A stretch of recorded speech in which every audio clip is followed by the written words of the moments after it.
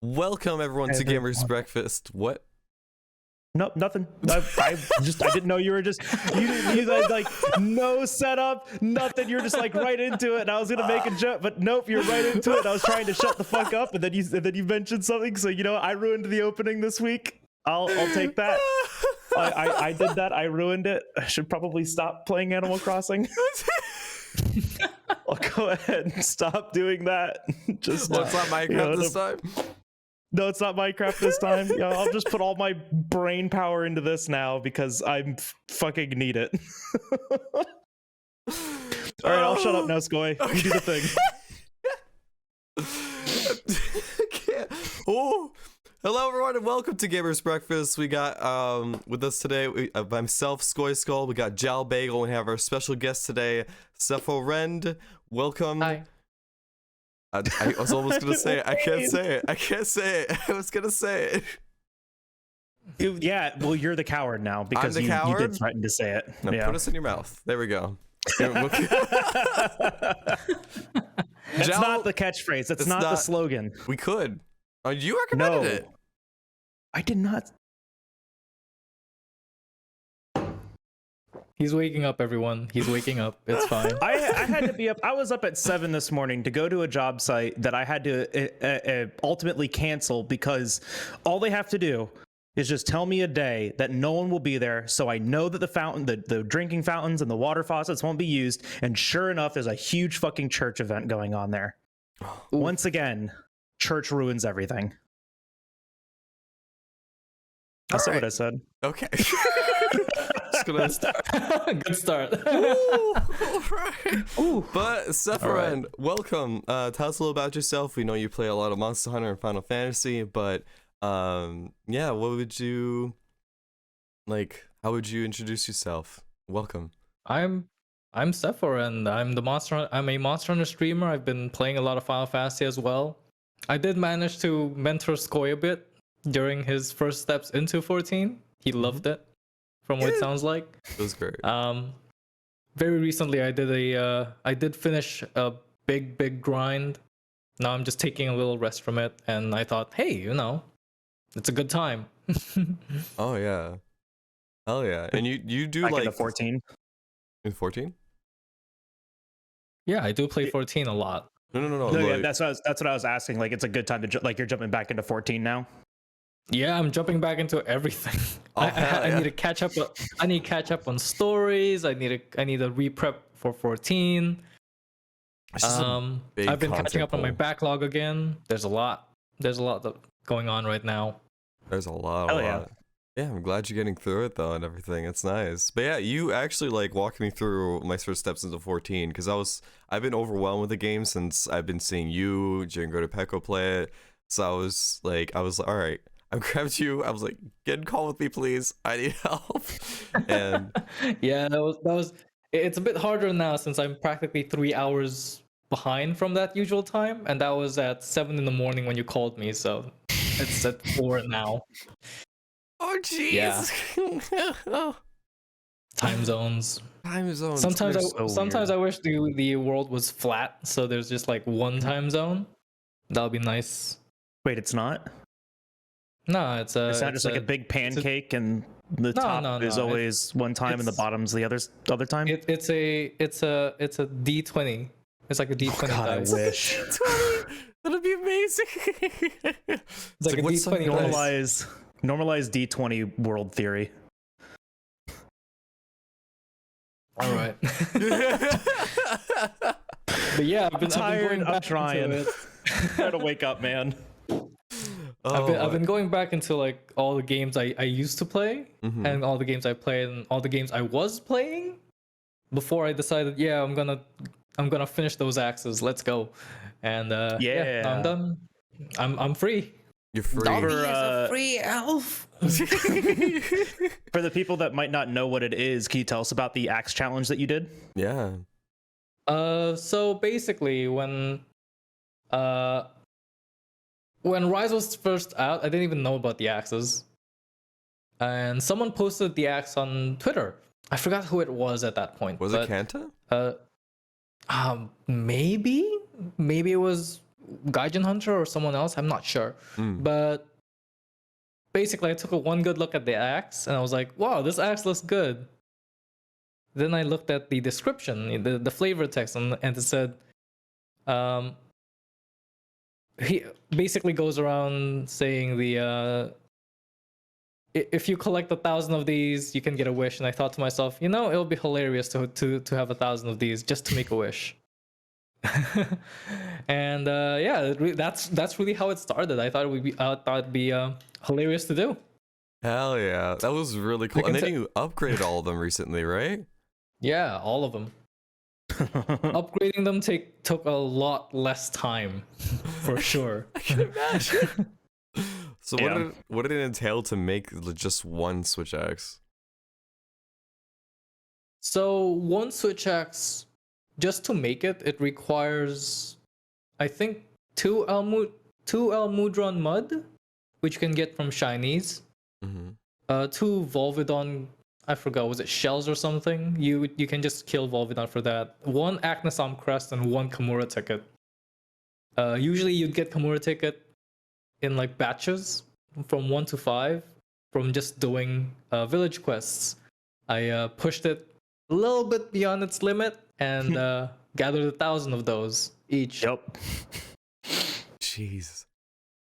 Yeah, that's absolutely insane. Watching your progress through like the original like crafting the 1,000 was insane. Like when you first hit 100, I was like, holy crap, he's actually doing it. Yep.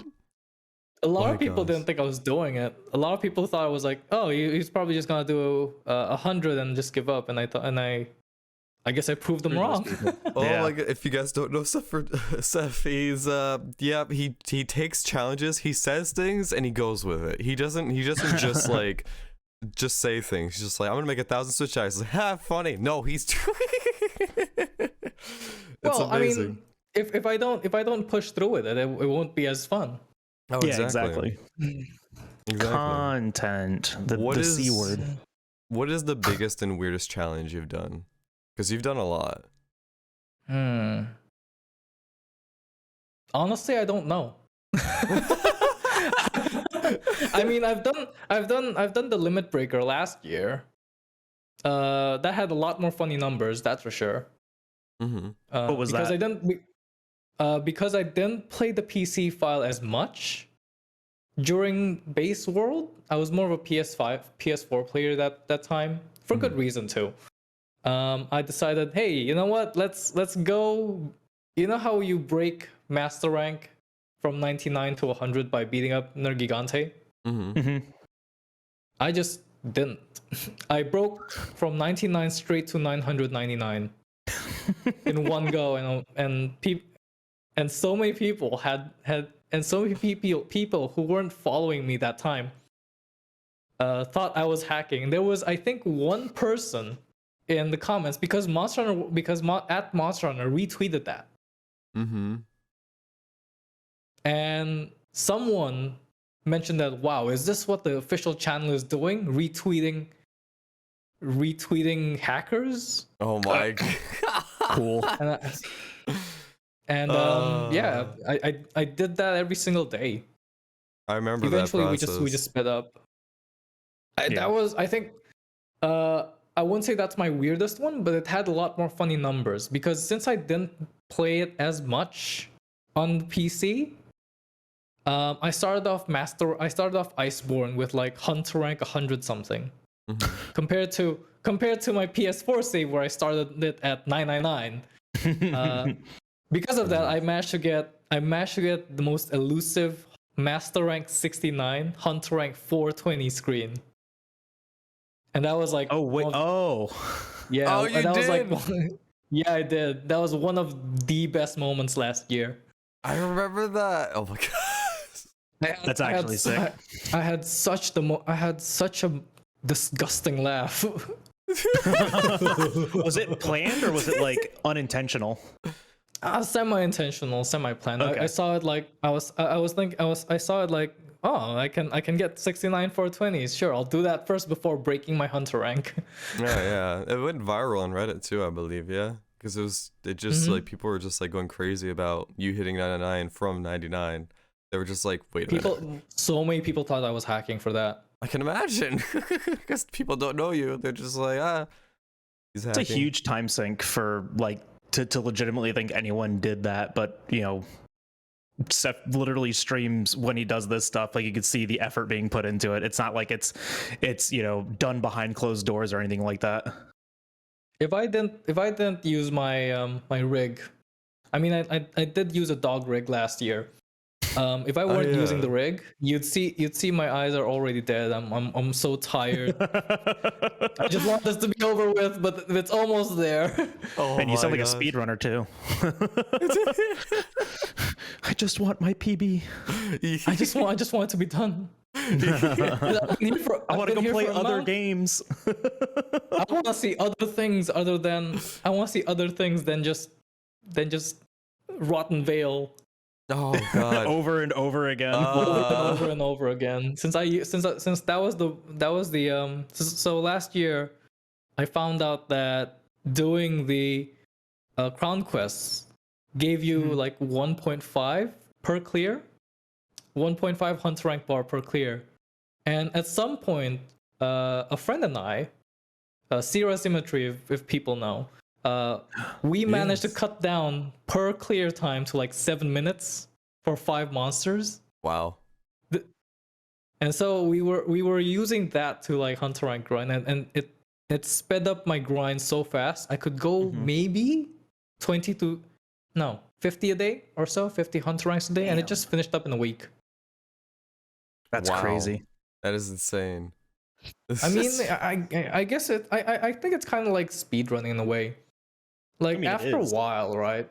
After a while, you realize, okay, this works. Okay, this doesn't work. Okay, this works. What can we expand upon this? And then if it works again, you cut down more time. Yeah. Yeah, it's just kind of like any challenge run approach, right? Like you figure out what your goal is, and you try to achieve that goal, and then as you're doing it, you're understanding the goal more. You find better, more optimized ways to do it. Like when I was doing Rise Damageless, the same thing was kind of happening there. As I was doing more attempts and finishing more hunts, I was figuring out what, you know, the optimal strategy was, and that just comes with trial and error, right? Yeah, it's just I mean, trial and error, and sometimes it's just you just gotta knock your head through it, I guess. Oh yeah, brute force it. You gotta brute force it, and I think 99 to 999 is a good amount of brute forcing from start to finish. Jesus, yeah, just a little bit. I've been just a little bit too much. Oh yeah, I plan on trying to, like, right now currently I'm playing a lot of Generations Ultimate. I've been having a lot of fun with it. But I want to try and see if I can. Oh yeah, I want to try and see if I can beat every EX monster solo. So right now I'm just going through the different EX hunts and trying to like beat them in general, and then with everyone, and then I'm gonna try and go after him solo. So I'm like terrified, cause oh boy. It'll take a while, but at least you're finished with it. And if you need a break, I suggest taking a break. Yeah.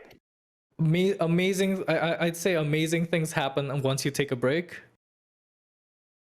Oh yeah. Oh yeah. I forgot where it was, but I kind of read like, I think it was from Hitman Reborn or something. There was one character who never took a break and was boxing pretty much every single day.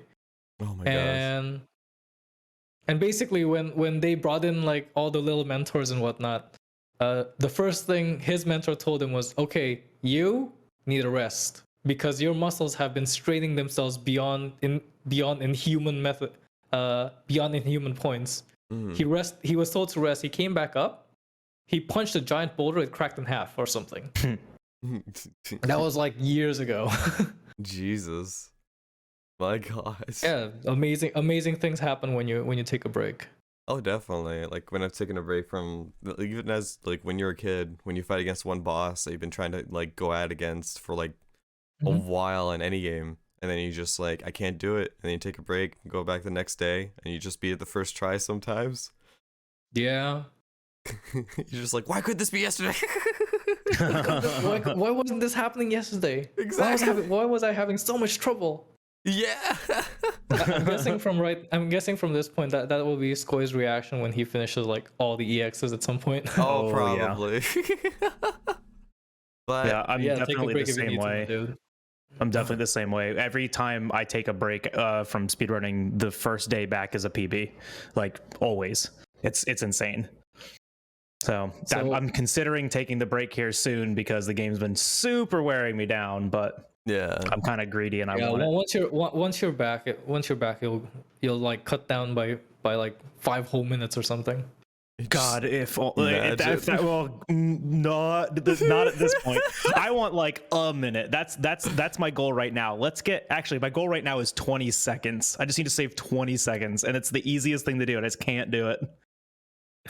But next week's gonna be my last attempt, and then the first week of the month I'm gonna relax. Yeah, just relax a bit before going back. Take a break. Yeah. I'm trying to do this though before Rise PC comes out. Trying to get my final optimized time before Rise PC comes out. You got this. So I got time. Yeah. Got this. So how did you get involved in Monster Hunter? And then we'll get into the Final Fantasy question after that. But yeah, how did you get involved in Monster Hunter? I was introduced to Monster Hunter from 3 Ultimate from a friend, but I was using the Mega Minion mix, as I called it. You know, Jaggy head, Renault Plus body, Bunarba arms, maybe, Ludroth pants, Jaggy legs. It didn't give anything. It's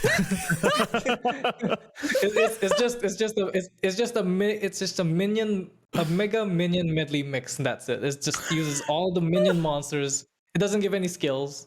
The defense isn't even that good, but it's armor. It's there. Of course. My gosh. It's clothes. It's clothes. It looks good. I don't even know if it looks good. It doesn't even look good. Absolutely does not. You know how big Renault Plus's armor is. Well, yeah, I've never played 3 Ultimate yet. I have it right now, but I haven't played it yet. Oh, we should, man. Yes, we should. Yes. I have a Wii U sitting around, and I need to like set it up and whatnot. But I have 3U as well. After this podcast, I have something I want to talk to you about. But yeah, all right, go on. Sorry.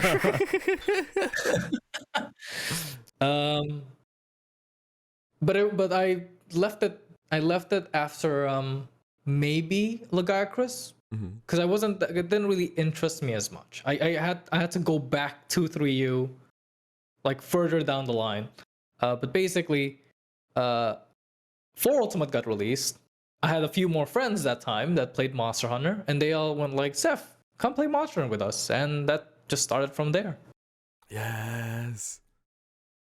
Every time I hear someone start with 3U, they're like, "Yeah, I started with 3U. It was okay, but then 4U came out, and I fell in love with the game."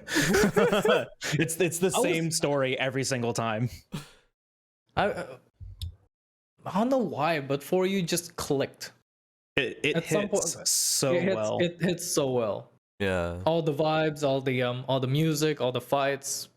Even Gormagala transforming to Shigaru, that part, it all just hits the right points. It's so good. It's so good. It's so good. I think if I go look for my 3DS and I hopefully the battery isn't bloated yet, I can try running it again. Ooh. Because 4U, unlike Gen, is saved on the actual 3DS card. Yeah. So as long as the card's okay, I should be able to play it again. I want to play it again for a bit. Wow, I don't think the 3DS carts have a battery anymore. I don't think they use batteries anymore. So if it's on the cart should be fine. Hopefully. Yeah. I haven't. I realized that too because I got a new one. I've literally not touched my 3DS for 5 maybe years. Yeah. Like since the Switch was out. Oh Jesus. I don't think I've told this story a lot at some point, but I played Monster Hunter Cross so much it started crashing. What? If I open up my Monster Hunter Cross right now, Double Cross, sorry, you know how there's an achievement that tells you how much time you played? Yeah. I'm pretty sure I clocked in like 4,000 hours or so. But I played so much Monster Hunter Cross, at some point the game just started crashing randomly. Huh.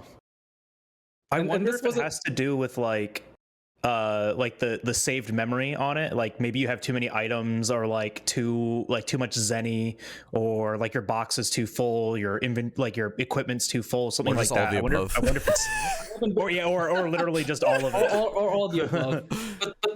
But basically it started crashing randomly, and this wasn't just crashing after finishing a quest. No, this was like, if I turn it on now, it could crash on the loading screen. If I turn it on later, it could crash in mid-hunt. Huh. And I'm like, I don't want this to crash while it's saving. And luckily at that time, double cross was out, so I just had to like change it, and it was fine again. Until it started crashing, then when Switch happened, I just made the Switch again. Oh my god! I play a monstrous amount of Monhun sometimes. Yeah. Oh my god. Yeah, no, my first like big time sink into Monster Hunter wasn't really. I mean, I don't know. I can't even say that, because like 600 hours in a game is still a lot, and I had about 600 to 800 in For You, and then another 600 in Generations. So like I can't even say that that wasn't an insignificant amount of time. Right? No. Even I mean, a lot of even now you see a lot of surveys like, how many games do you have you played that are over 100 hours? Like click, just all of them. And I'm like, and there's like 5 or more, right? All of them from a single series as well. I was looking into like how much time I sunk into Rise as well, because I was I enjoyed Rise, but not as much as a lot of the other Monster Hunters. But yeah, I realized I put over like 230 hours into it, and I was just like, no, yeah, that's a good time sink. Yeah, 200 hours is a good time sink. It's still a lot. A lot of people nowadays think that, oh, this game only gives me 200 hours. I bought this game for $60. That's not worth it. No.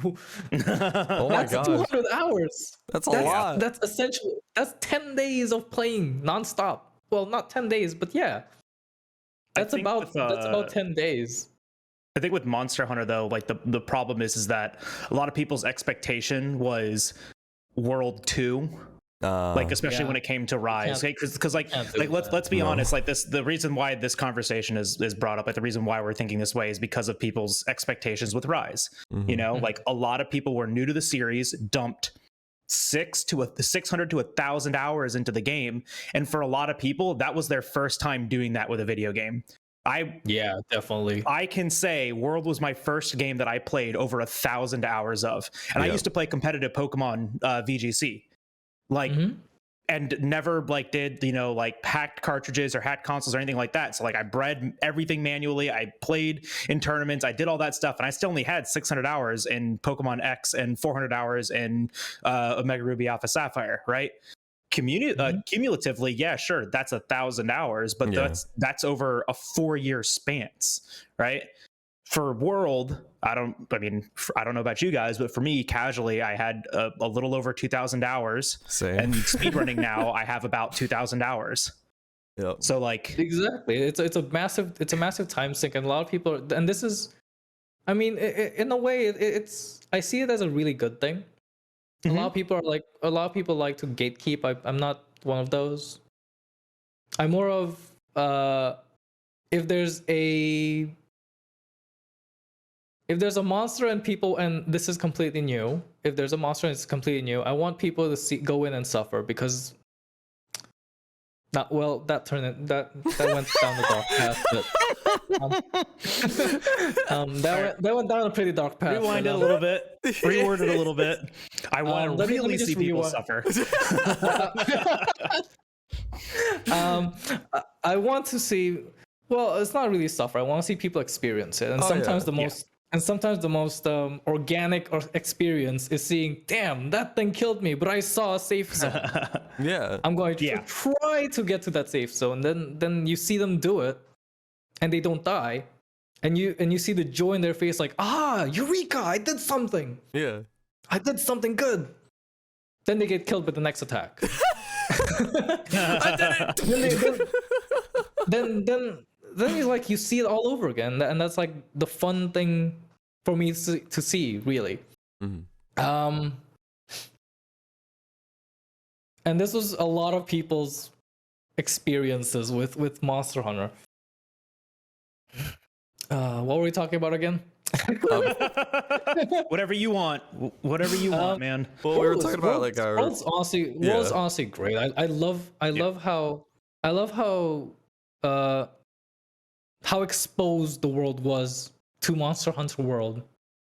It's like how Persona starts at Persona 3, Monster Hunter starts at Monster Hunter World. Mm-hmm. Yeah, very much so. I mean, and I'll say this too, is that where Capcom, I don't know if it's a Capcom problem or if it was a Monster Hunter dev team problem, but whoever's in charge of their marketing, 4U could have been the introduction to the West. It's all about marketing, right? Mm-hmm. And I totally understand the idea that like 3U, like Portable Third, 3U, 4U, and maybe Generations wouldn't have done that well in the West. And I mean, they didn't, but I really feel like that was just marketing. This is the first Monster Hunter game where we saw a full-blown marketing plan for. I saw commercials for this thing on Twitch, on YouTube, on Reddit, GameStop. On Twitter. I saw it on Nickelodeon and Cartoon Network. I saw it on like CNN. I saw it everywhere, dude.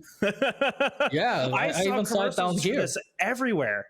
It was literally the most marketed Monster Hunter game, and World is a very good game. World was built for a new audience, but I kid you not, if they would have marketed Generations like that, even half as much, it would have been so much more successful than it was. Mm-hmm. But like, Capcom, market more.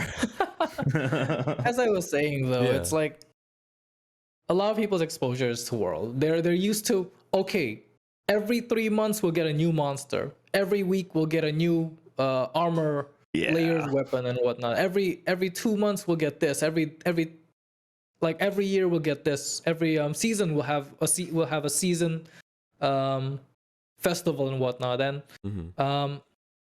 if that was your first game and you went to Rise, I totally understand why Rise doesn't seem as much.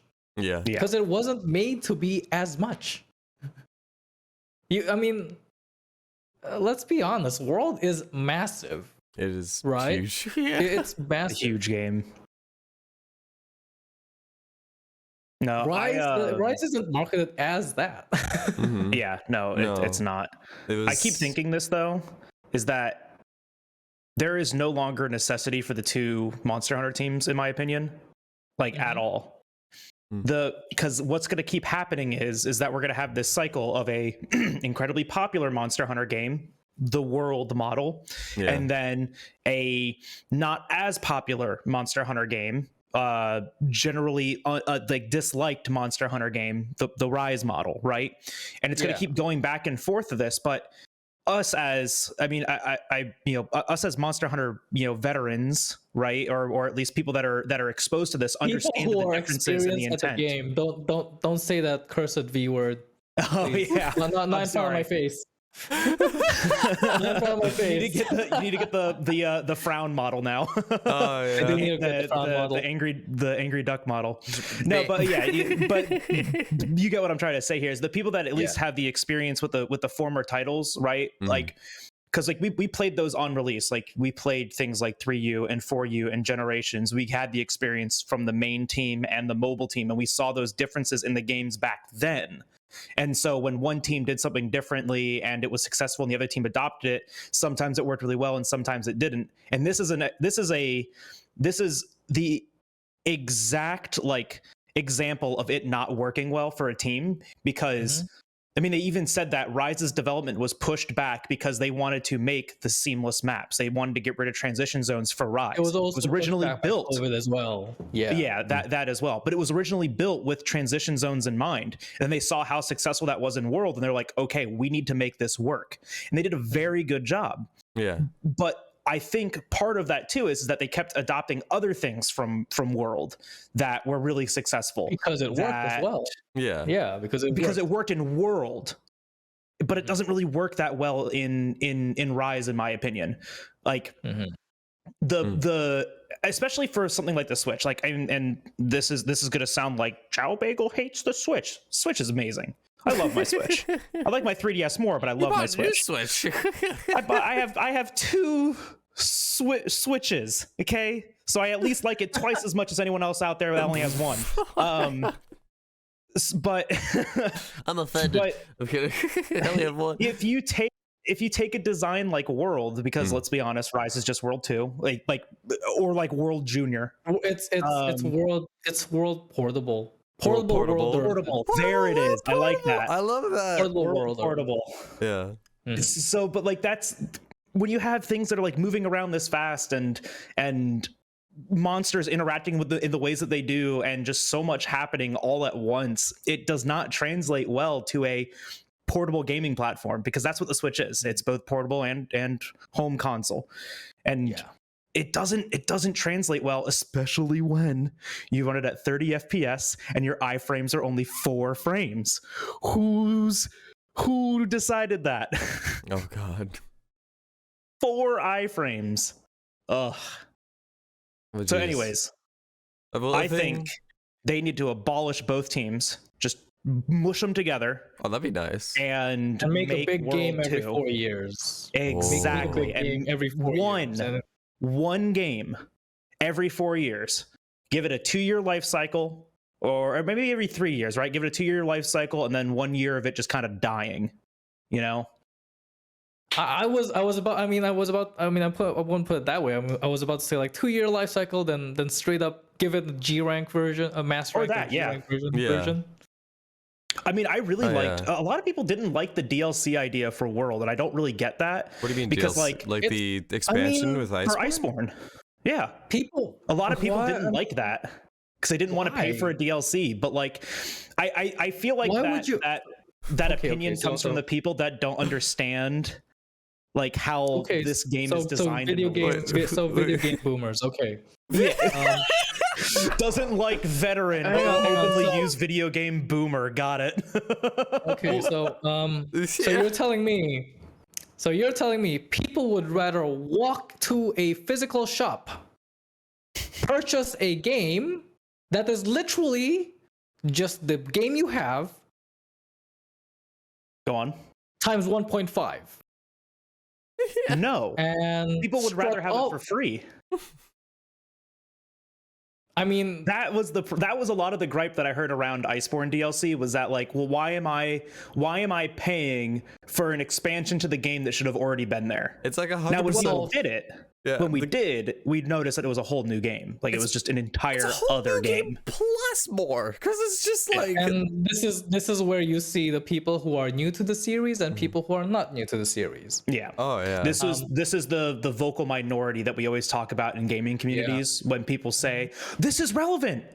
This is relevant. What I'm about to say. Oh my gosh, look at that. We tied it all together. So Monster Hunter World was recently nominated for a game award for Monster Hunter Rise. Monster Hunter Rise, excuse me. Rise.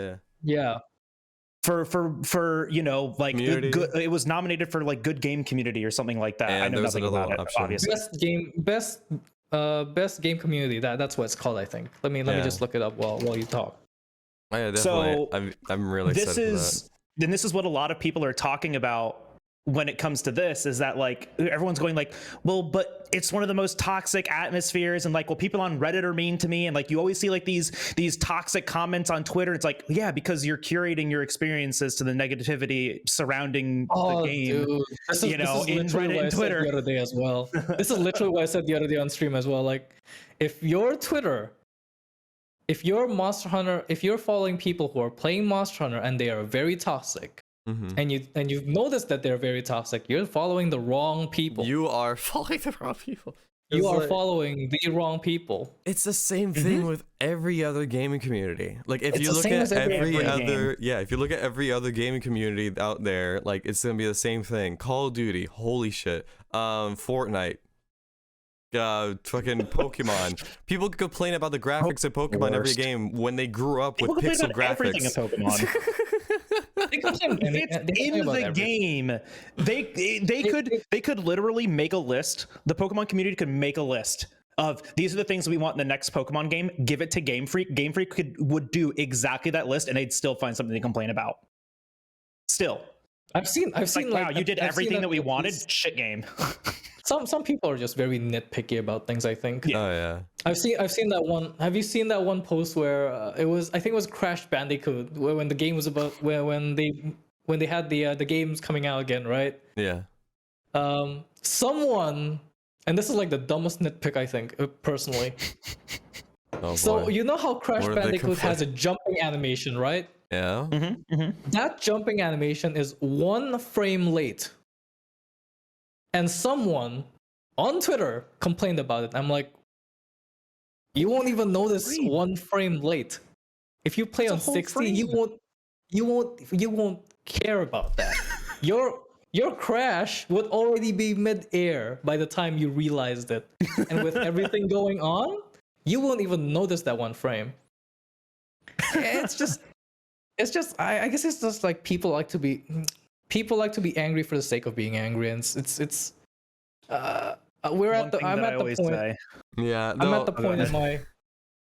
the point in my content creation life where if someone says something, I go, yeah, thumbs up. Now shut up and let me work. Now shut up and let me hunt. For those of you audio tiring. I love just put up his little flipper. Not flipper, his arm. His flipper. I didn't even say it. I'm sorry. Flipper. No. It's a wing. It's a wing. That's what it is. Oh my gosh. I absolutely love it when I'm playing Rise and someone comes in and goes, "This isn't as good. This game's not as good as Monster Hunter World." I just go, "Okay." Like they're just looking to start a fight. Like people just come around like, "Hey, I want to have an argument with someone." It's like it's not gonna be me, bro. I also hate this game. It's like I said, people are angry just to be angry. I'm like, yeah, good job. Now leave me be. People would rather be right than happy. Always. Yeah. People would rather be angry for no reason. I'm tired of that. Please just give me my wholesome peeps on Twitter. Hell yeah.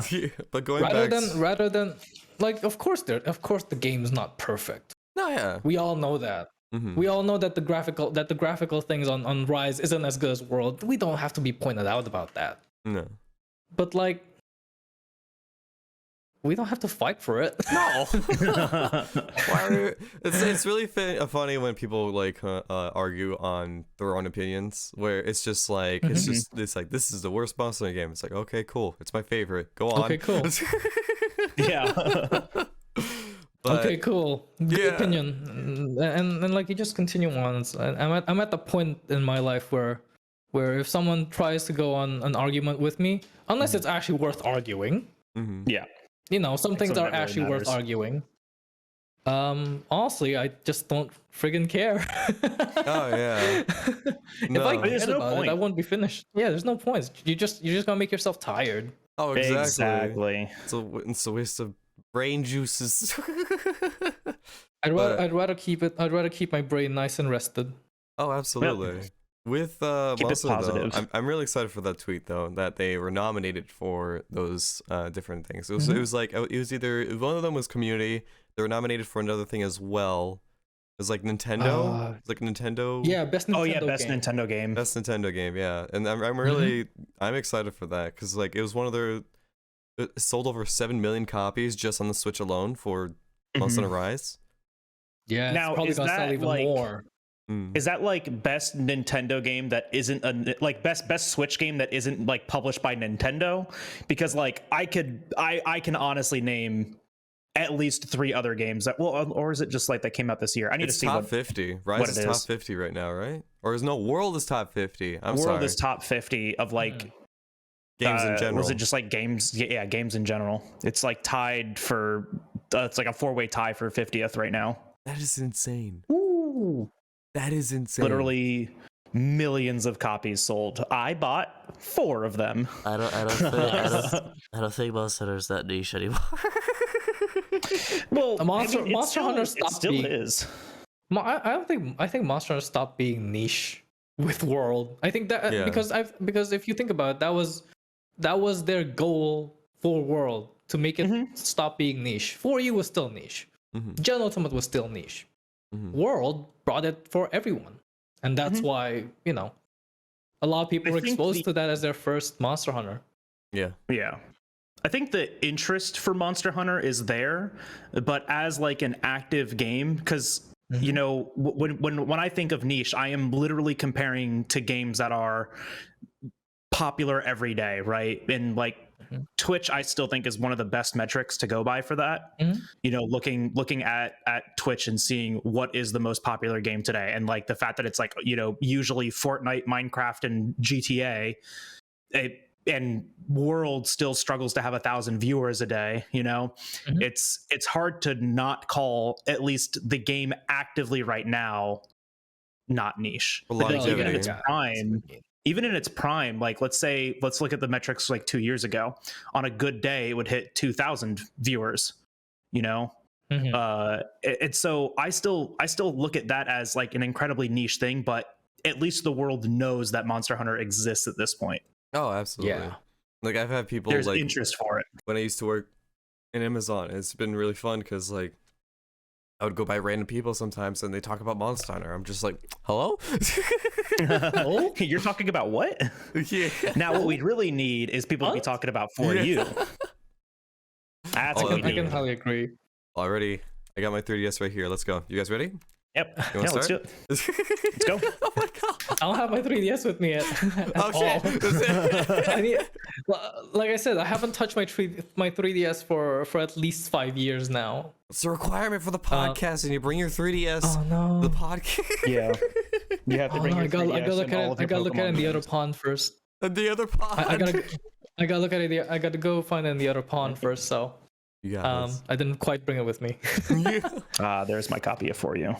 But yeah, I think that's really exciting. All the news that's been popping out for Monster Hunter recently, with like the world being the top 50 game and like in general. A lot of people, I look at the comments and like a lot of people like you said are very, very sour about it for some reason. I'm like, dude, why are they sour? Yeah, exactly. This game's getting nominated for something good. The worst. People suck, dude. I'm sorry. It's the vocal minority, right? It's always the vocal minority because it's like that's what they tell you in customer service. I used to work customer service for many years of my life. One person will share a good experience on average with one other person. One person will share a bad experience on average with 3 other people. Therefore, the vocal minority is always negative. They're always pessimistic. They're always going to tell you about their bad experience. You can always even here. Oh, sorry. Oh no, I was just going to hit the point again. Just like even here, like people do that with games all the time. People would rather the people that want to talk about the game are the ones that are complaining about it, because like what more are you going to say when you say, "Yeah, I like the game"? Everyone else you just stop there playing the game. Oh, pretty much, yeah. You can also relate this like in terms of YouTube comments, in terms of Twitch and everything, where the people that talk about something in a negative way, like will show up more than the positive, because the positive you see like, oh, this game's great, you see that a lot. You kind of just scroll through that, and then you see the one negative. So people like, but it's a paragraph. Or, well, not only that, paragraph. It could be even a person saying that this game is bad, and you like pay attention to that more than all the people saying like, oh, this game is great, this game's amazing. Yeah, it's like a lot of people have been focusing on like I think a lot of people focus on the I call this the 2 bad bricks, right? If you make a wall, if you build a wall on your own and you place 100 bricks on that wall, and there's 2 bad bricks, you'll only be able to pay attention to those 2 bad bricks. Yep. You don't see the 98 perfectly laid out equal bricks in your wall. And that's kind of, it's just human nature. Yeah. it's just human nature. It goes with anything, really. And I think that's what a lot of people on Twitter especially are paying most attention to, is the negative. And people are just like, oh, is this toxic? It's just like, no, you're just paying attention to the toxic. Curate your own experience. Like I said, if all your timeliners are the toxic people, you're following the wrong people. Absolutely. You have to curate your own experience, because if you don't, you're just going to get thrown things that are similar to already like what you're experiencing. Like I've recently had to mute and unfollow people just because literally every day they just want to be negative or pedantic or toxic towards something that I like, whether it be Pokemon, Animal Crossing, Monster Hunter, and I'm like, I don't want to see this, so I'm not going to. And if you've played the game enough, you pretty much already know the problems of the game. Oh yeah. So going to this next topic here, what is your favorite Monster Hunter game, and also what is your favorite experience in a Monster Hunter game? Like, would you include answers from Frontier? Mm-hmm. Yeah. Okay. Absolutely. Favorite Monster Hunter game is Double Cross. Oh. Good. Favorite Monster. I know. It sounds weird that I'm asking about Frontier first, but that's because you did ask about the favorite experience about about Monster Hunter, right? Yeah. Linking Nargacuga. Oh no, it wasn't that. So I started okay. Frontier. I started Frontier when Switch Axe was introduced into Frontier. Oh really? Okay. And yeah, there was a monster called Guanzorumu, and it was basically the Zenith monster before all the other Zenith monsters. Oh. Okay. And yeah, so every time we fought a Zenith monster, for example, and there's wind that you can't block with wind res. We call that we used to call it it's like Guan's. It's Guanzorumu's wind. This is like Guanzorumu's tremor. This is like Guanzorumu's roar. Kind of like that. And basically it was the whole, because you can't block it in any way unless you have the Z boosts. Oh. Gotcha. Now, basically, I hard-walled, like really, really hard-walled at Guan. And that was, I wouldn't say that was my first monster that I tried to like super learn, but it was definitely one of the harder ones. Because sure, a lot of people see all these clips from Frontier, but most of these are like extreme style Monster Hunter Frontier Z clips. Yeah. This was done in Frontier G, so you had less skills. You had like a different. You didn't have access to the extreme style. You couldn't run with some weapons. It was significantly harder. Yeah, it was significantly harder. I went through that fight from 6 p.m. all the way down to 3 in the morning. Oh my god! It was non-stop. We just a friend and I we went in. We tried to hit it. Hold on, you could. The alarm to wake me up because I was planning on sleeping a bit for this podcast, but hey, you guys are up, so yeah. But I was where was I? Oh my gosh. You're talking about you're going after a monster 6 p.m. to 3 a.m. Yeah. Okay. I was at 6 p.m. to 3 a.m. and a friend and I, we just went in, tried to hit, get killed, went out. Went in, attacked a bit more, got killed, went out. Jesus. And it was just in and out. And this was back then we took 20 minutes to fight it. This was going in and dying within the first 3 minutes. And we just got maybe a minute further every hour. Maybe. And at some point we got into the flow of it. So we got a bit further. We went in, we took a little break maybe, then we went back in. We just chipped a bit at Guan a bit more every single time. And eventually at 3 a.m, we finished it and I screamed. Like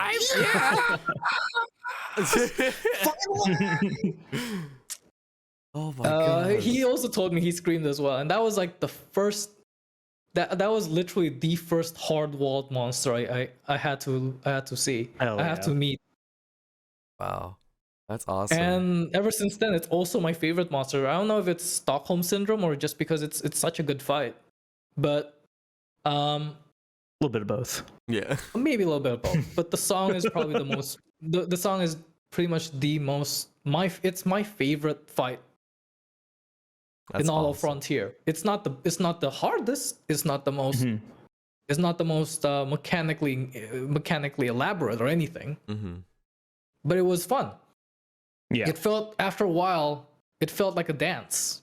Hell yeah. You start learning the dance and you start dance learning with the the dance. monster. Yeah. And once the music ends and the monster dies, you get the screen where all its draconic power just leaves its body, and it's cool. over. It's done. So cool. That's awesome. How would you explain Wrestling on Frontier as someone who has never played it before? I've never played it before. I've I haven't either. heard about it and I saw your tweets about it ending.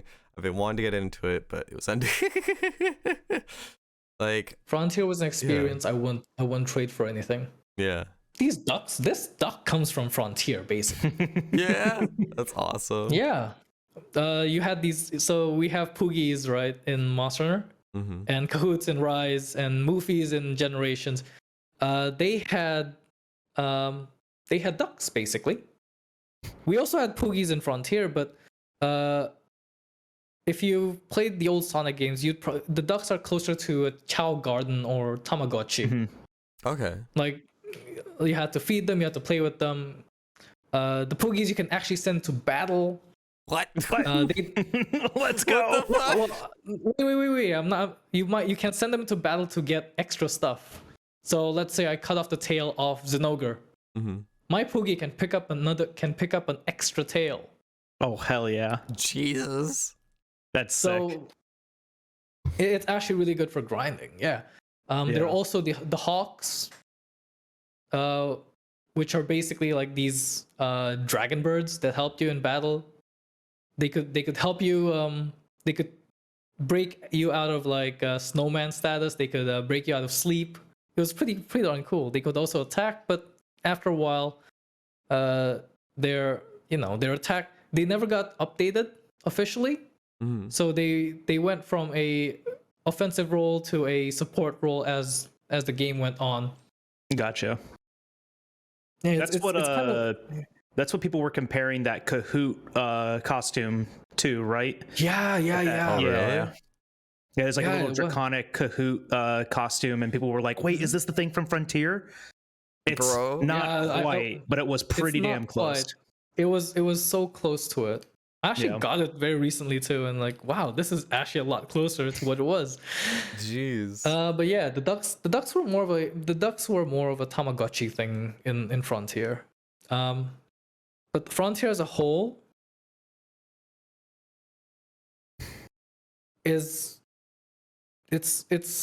I can't explain it. It's like if you've never seen, I'll say it truthfully. No matter how much I say, I can't describe it in words. It's like, pardon my comparison here. If you try to explain the color green to someone blind, yeah, you can't exactly explain it. Like Yeah, you have, It looks no like words for it. grass. It's like what? it's like grass, but like they know grass as a feeling. For example, Yeah. they feel the ground. They don't see it as a color. Yeah. I can't really explain it. I can just say it was unreal. That's awesome. It was just an experience. Yeah, It wasn't great. just the fights as well. It was the community. It was the people there. It was the 100-player lobbies. You'd go in, log in, 100. and 100. yeah, it was 100 people. Was Frontier was- on PC? What platform? Yeah. It was a PC game, right? It was on a lot of platforms actually. Really? It was on PS3. It was on the Wii, I think. It was on Xbox. It was on PS4 before it ended. It was on PC ever since the start. I didn't play this game. Jolly missed out. I know, Okay. It's alright. Yeah, it would be cool to have Frontier back It would be really cool. officially. I would love that. It would be amazing. I would play it day one, honestly. I'd play it day one and never log back out. Dude, you're just like, just in it forever. Log in. Just have it on. Log in and never log out, and just look hunt. at your account. It's just AFK, and then it was like, okay, let me. Then I see it get online. Not, All right, he's online. Yeah. Oh, he's moving. You're just gonna be. No, it's just because you're just gonna be a Limsa AFKer at that point. Yeah. but in Frontier. But in Frontier, a lot of people did that in Frontier as well. Honestly. Mm-hmm.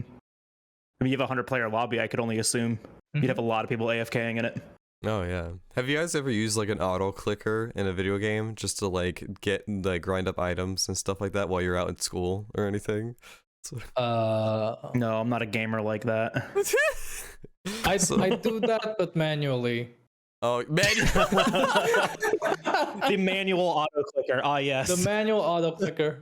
There was one I mean, time. that's what right I did, here. I mean, that's what I did for. That's what I did for Stories 2.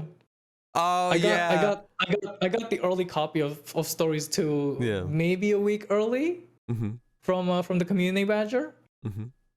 And I know a lot of people who got it early too. They went straight for the finish, like, oh, this game is good. Yeah, no spoilers here. And I'm like, I'm gonna spend my entire time from the moment the download finishes all the way to the time I'm allowed to stream it to just level up. And I got to level 34 before I left. I fought the first Anjanath at level 34. It barely tickled me. It hit me with something, and it's like, how much did it hit me with? 7. Okay. Okay. Okay. What? Oh my god. I got to level 34. I killed like 7,000 something, 7,700 Larinoths just to level up. Jesus. That's insane. But yeah. Have you ever done a Nuzlocke Pokemon run before? I feel like you'd have the perfect brain to do a Nuzlocke. Like, let me go fight this Zigzagoon 4 billion times, hit level 55, and then never worry about it again. Pretty much. I could attempt it at some point, but not now. Honestly, I'll be honest. The new Pokemon doesn't really interest me. Well, I mean, it's Diamond Pearl doesn't. I like Diamond Pearl. I love Diamond Pearl. It's one of my favorite ones.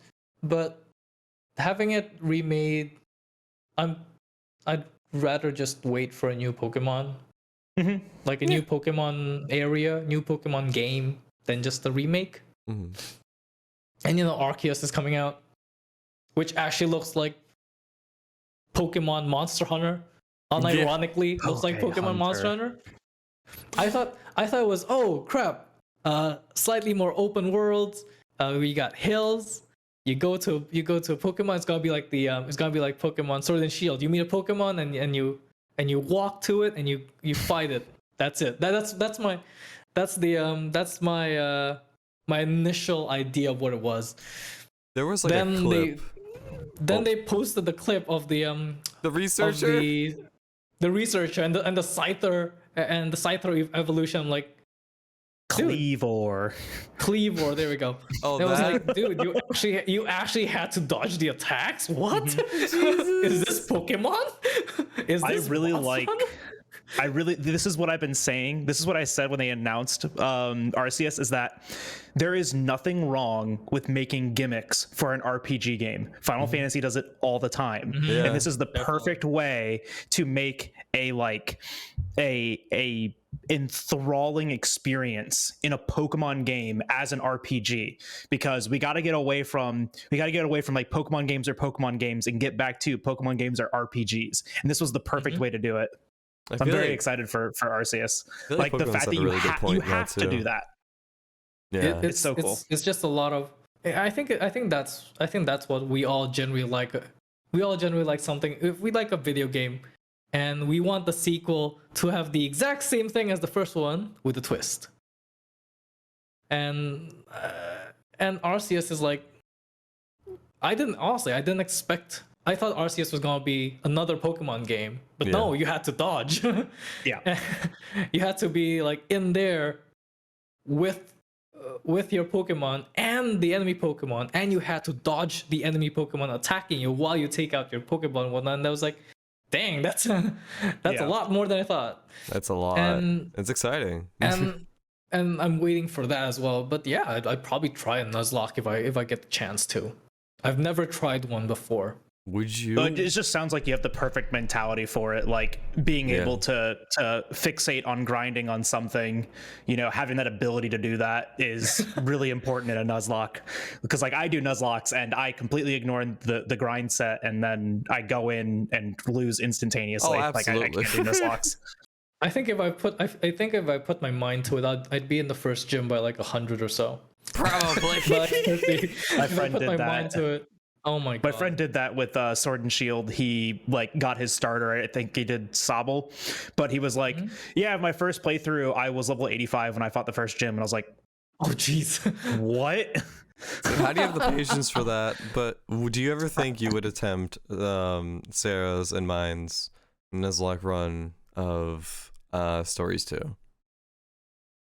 I haven't seen what it's like, but I would try it. Like Stories 2 is more accessible for me, so I'd probably try it. It's a lot. Both Sarah and I think both died. No, I think Sarah actually got past it. Sarah and I both had trouble with, was it Elwyn? Yeah. Elwyn? Yeah. Elwyn, when you I fight, remember you have to do the first hunter battle. Yeah, the Nargacuga. Oh, that one. Okay. Or the first rider battle, I guess, after Nargacuga. Because when I did that in my save, I just, I obviously steamrolled through him. Oh, oh yeah. But that's the kind of mindset that you have to have with Nuzlocks. It's like over leveling and over grinding, so you can tank hits and you have like the health pool to do with it. I think I have the over grinding pretty spot on. So. Oh yeah, so you could probably just ace this whole Nuzlocke thing and like the heartbeat. I could try if you want to. Well, yeah. One of the rules that Sarah and Skoj made was that if you lose a heart, like if the monster loses a heart, yeah, you lose that monstie. But since rider combat is designed around losing hearts, like it's literally balanced around losing hearts, you just always lose a monstie there and potentially just lose a run. Oof. So yeah, like over grinding there is get a quick throwaway throwaway monster there. Okay, more like six throwaway monsters. or go over and out and just be level 34. Yeah, I steamrolled through that rider battle like it was nothing. I think at some point when I was playing Stories as well, someone mentioned to me like, "Oh, Ceph, Nergigante's gonna kick your ass," and they were there when I went to Nergigante. Nergigante did kick my ass, but I kicked it harder. So it got like a card on me because it aims. It was like hard aiming at my character and not my monster. I was like, dude, why? Jesus, it knew. It was I took out Aslos and it was dealing a good 100-ish per hit. I think great on that fight. I think at the point, when Nergigante was doing the Calamity Smash, I think it was at that point my viewers knew I was over leveled to the point of broken, because apparently I was told that it killed everyone at least once with Calamity Smash. It was like it does a Calamity Smash, it kills either you or a monster or both. And it did a Calamity Smash on me. It took me to half health, and that was it. I was like, oh, that's it? Yeah. Let's continue. Well, let's continue. Yeah, let's keep going. I think I beat it within the first few tries, but yeah, it's a pretty difficult fight. But yeah, if you're over leveled like crazy, you're gonna have like a easy time. Just get through the game. You just easy. Yep. I just steamroll. Like I said, I just steamrolled through the game. That game was essentially me playing just story mode. Yeah. I didn't even not having to worry about any of the battles or anything. I didn't even have to look at it. I think the only one battle that was like semi-walling on was trying to get Gammoth that early. I got my first Gammoth, and my partner was Avinia, the first Avinia. Oh, so when you first got to the snow area, so you fought the what do they call it? I almost called it an Apex. I don't remember what it's called. The sleeping Gammoth. Yeah, the sleeping Gammoth. Because those are that's essentially a Gammoth that is designed to be in the next area. Like it's literally 10 levels higher than you. Well, Not to Ceph. not me. Well, yeah, not you, but us. After I beat it once, I could quick finish it. So every time I fought it, I think I got like 5 or 6 levels just from that, because Yep. every time I fought it to capture it, right, to go back to camp, if it starts going hairy, I'd quick finish. Yep. If it starts getting hairy, I'd quick finish. And it took me like a good few of them, because even though I did manage to put a paintball on it, it didn't run back. Yeah. So 55%. after it did, I went to the next zones with a level 36 Gammoth and steamrolled everything over there. Nothing stood in my way. Hi, bye. I was like, when the Evil Riders first come up, story spoilers for people who haven't played it. When the Evil Riders when those riders came up, I was like, yeah, you want to play? Yeah, sure. Oh my gosh. I'll play with you a bit. Oh hell yeah. See, this is like entirely opposite of my experience with the game, because I speedrun it, right? So I'm going in with no resources. I'm finishing the game at level 21, and I'm like trying to just minimalistically, bare bones finish this game, and just at any point you could just lose to RNG, because it every enemy targets you. You know, like the rider fights before you, like the rider fights before you fight Jalbagel. You have 4 enemies that you're fighting against, 3 of you, right? Your Monsty, and then Kyle. And every single time, I don't know how many attempts this was. I think it was like 4 attempts, but every single time on turn 1, all 4 of the NPCs would target my Pookie. Okay, and just kill it. That's just. And I'm like, unfair. Yeah. Like it would, like 2 would hit it. It would lose a heart. Then like I think it was like a Brute Tigrix would hit it, or whatever's in the first. No, what's in the first one? I don't remember. Something else would hit it, lose another heart. Something else would hit it. It's at 4 health. Oh, and then it got poisoned. It dies. Okay. Ow. And that happened 4 times in a row where I lost on turn 1, and I was just like, I can't do anything about this. Jesus. Yikes. And that was still a PB. Nice. Oh my gosh. But honestly, I steamrolled so hard through the entire game. The last boss didn't feel like last boss. Like I started feeling. I'm curious. How was your the only time?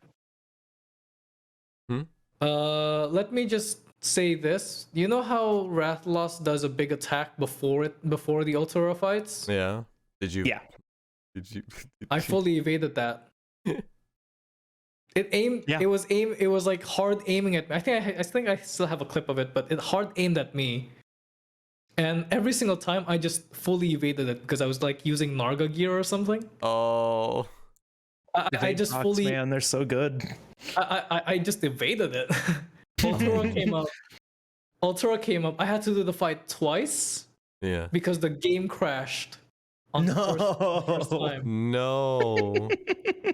So the only thing that stopped it was the game itself. I was too strong. I had to be nerfed. The recurring joke was that I was way too strong. Because one, I was over leveled. 2, I had a Nergigante, which also was over leveled. And at some point during the game, after stream, I thought, you know what, I'm gonna jack up my Nergigante to its limits. And I farmed like 5 or 6 more Nergigante just to feed it to mine. And in the end of the day, when Ultra was there, my Calamity Smash dealt like 500 in a go. Jesus. Oh man, that's so funny. It's just to the point where, you know, this final boss doesn't feel like final boss. No. The first time I got hard walled, because you're supposed to finish the game at around 40, right? I finished the game at around 40 as well. But the first time I got hard walled was the Elder Layer, I think 6 for the Deviants. No, for the Elder Layer 6 for the Elders, yeah, not the Deviants. It was like a lot of different Elders. Yeah, that was the first time I got walled by I think Jang, the Welcome Jang. Oh my gosh, that thing took me like a good like 5 or 6 tries to get through. That was a lot. That welcome Jang is. It's a welcome Jang, right? You go to that zone and he's the first thing right there, just waiting for you. Hi, It's like, yeah, how are you? Welcome to Elder Layer 7. I basically came from Iceborne. How are you doing? I'm here to ruin your day. Yeah. I'm here to ruin your day. And that was the first time I did it. And the next time I hard walled was at the Fatalis at Super Elder's Lair. That's it. Because I was. Did you do the recent one? That's a Super. I heard it's. No. I heard never it's mind. too hard. I not the Super Elder's Lair. The current update one. I haven't tried. And I honestly don't plan to because I've heard like. I've heard that it's. I wouldn't say grossly overtuned, but it is significantly harder than the one, and that's like the only place you can do it. And I'm like, yeah, nothing kills me for now in the game. So, and I only want Gold Raytheon, so I don't think I need anything more than base Fatalis gear. So yeah. Yeah, I need to continue that because there's a lot of stuff they added recently. Especially, are they done with updates right now for Stories 2? I think November. I think next week's is the last. Okay. Yes. Maybe. The Gold Raytheon Silver Atlas. I thought this. No, yeah, I think you're right. I think Metallics are the last one. Metallics are the last. Yeah. Okay. But yeah, it's like I've been. I thought to myself, I've just finished a big grind. I'm tired. I still can't stream for longer than 2 hours because I'm still so exhausted. Yeah. I kinda don't want to Yeah. fight Fatalis. That's fair. And because I kinda don't want to fight Fatalis, I kinda haven't done it. Yeah. And honestly, I don't mind. Yeah. I don't play this game for its PvP, so like, there's no point for me doing it. Yeah. This is my chill. I just want to chill out and maybe pet my monsters, and that's it. Oh. Game. That's one of the things that I have a gripe with Stories 2 is that the end game doesn't feel comfy. It feels very punishing. Because like every time that I try to do like Elder's Lair or I try to do some like the DLC dens, I feel not challenged but cheesed by the game, right? Oh, really? Like I just feel like I'm constantly playing at a detriment whenever I play the game now. Oh, okay. And it just feels like such a gross overtune from the end of the game to the post game. And I think that's really what kind of like killed the experience for me. I think I play Stories for the story, and I'm glad I did. I did as well. Yeah. The end game hits hilariously hard. Oh, I can agree with that honestly. Oh, my first Super Elder Fatalis was insane. Fatalis just did just hard. Like if I don't heal, my partner will die. But if I do heal, the entire team will die. I'm like, dang, this thing hurts. Wow. And it's just RNG beyond that point. Yeah, I don't know. For me as well, like I played through Stories 2. I was satisfied with it because it was just like the story was amazing. I absolutely loved it. I got connected with the characters a lot, and I got emotional at the end. Like it was really really good. And I got through the Elder's Lair. I beat Fatalis once, and for me, I was satisfied. Like I don't know, like I'm back and forth on whether or not I really want to like really go after all the new monsters that are coming out because there's no story behind them. It's mostly you go into a den. It's just extras, really. Yeah, it's just extra. And this was a thing for. This is an RPG. Yeah. As in, this is a story RPG. Once a story RPG ends, there's not really more story. Like I know some people play Dragon Quest. I do play Dragon Quest as well. A little bit major spoilers, but basically the first time you fight the final boss. Dare you? Okay. It's like a 3-year-old game. The first time you fight the final boss, that's not the final boss. That's not like the true final boss. It's like there's an entire post game with a story Wow. to the actual god final boss. And that's basically it. Jesus. And the story ends right after that.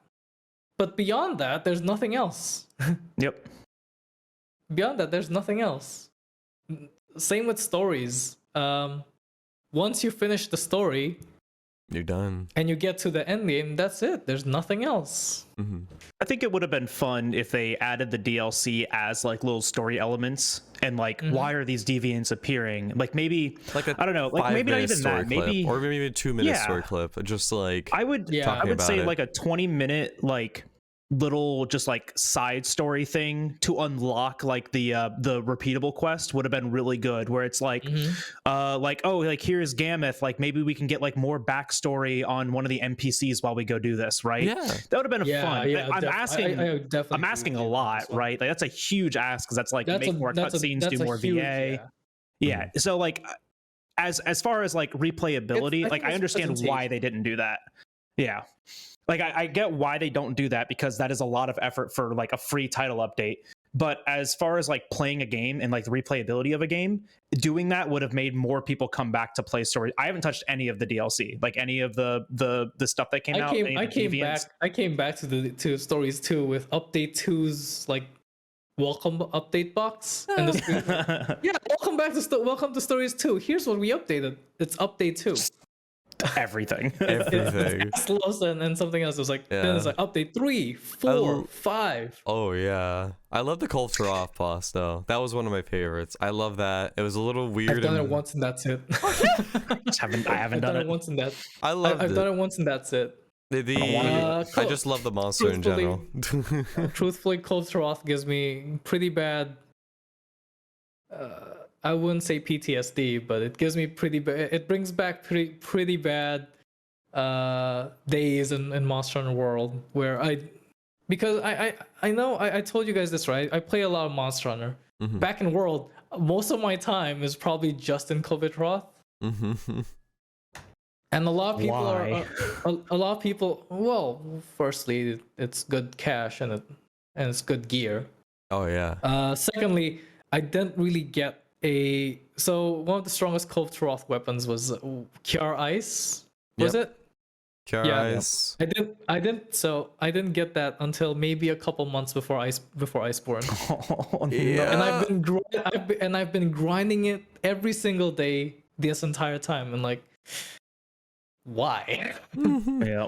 Cure Para for Insect Glaive I was trying to go for the longest time. I never got until Iceborne. The biggest smack to the face that I had, which is also the reason why I didn't play the PC version as much. The biggest smack to the face I had was that when Kovitoroth dropped for PC, I got that Cure Ice within like 2 days. I was like, why?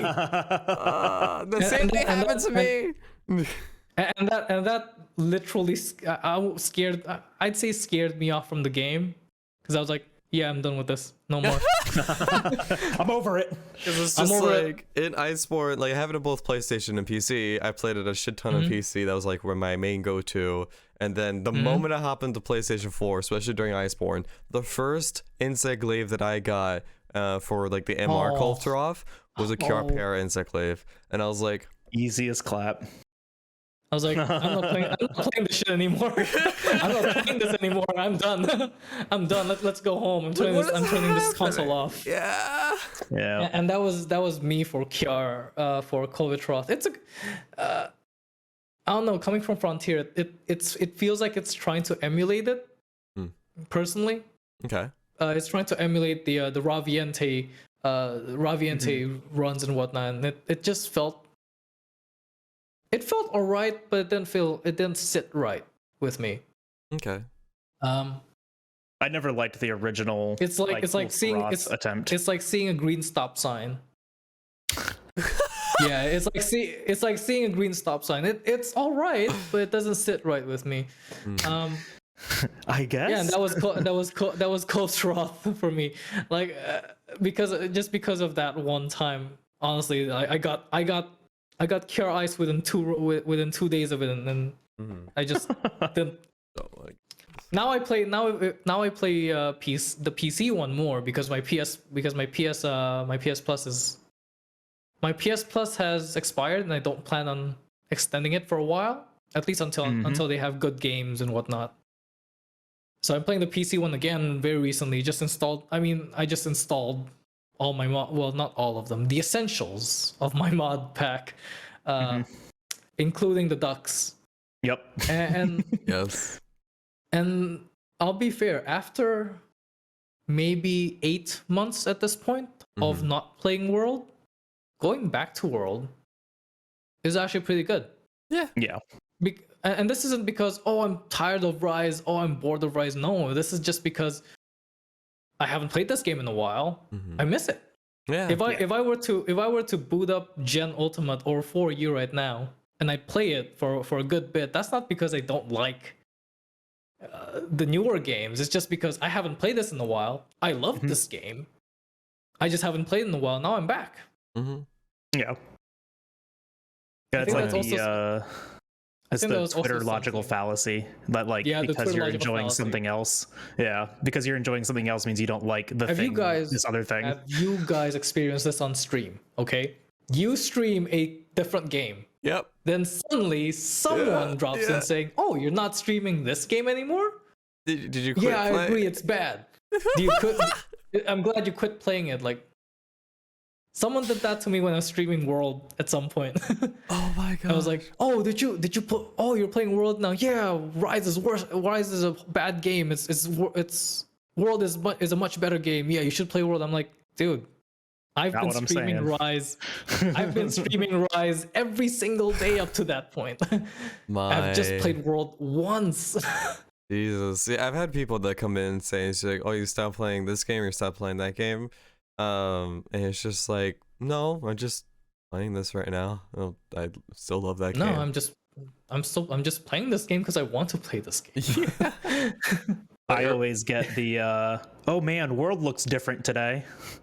Or like, oh wow, this new World update looks strange. Because I always play World, right? So like, if I go and play something else, it could be anything, and it's just, people are like, oh, this World looks weird today. Like, oh, the World update looks strange, and I'm like, that's about the worst that I get. But I haven't had anyone accuse me of not liking a game because I'm playing something else. I think it's because I blatantly always say I hate this game. Whether I'm playing Rise, World, or Pokemon, or whatever, just any video game I play, I hate. I mean, at least you didn't double card and quit. So yes. But no. Yeah, that will live in my head rent free. I will make jokes about it till the end of times. Oh yeah, for my own mental health and everything, in terms of streaming, I've come to realize like how I play games, and if I don't see a direction in a game, I usually don't stream it for myself. Because it's just like, that happened with me in World, where I play the game to a point where I've literally done every fight in every part of the game, and I was kind of just like playing the game just to help other viewers out if they need to. And as much as I enjoy that, I love doing that. I love playing with viewers and enjoy hunting with them. But for myself, I had no direction with it.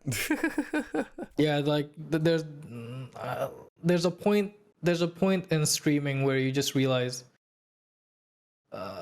this isn't. I wouldn't say it's not going anywhere. It's just it's just a mixture of you're tired of it, and you can feel like people are tired of it as well. It's done, and it's done. It can be done, and it's allowed to be done. Yeah. It's your own personal experience. A lot of people don't realize that, especially with streaming, that there is a point where you are not going to be streaming the game you are maining right now. Yeah. You know, like there will come a time where you're not doing that anymore.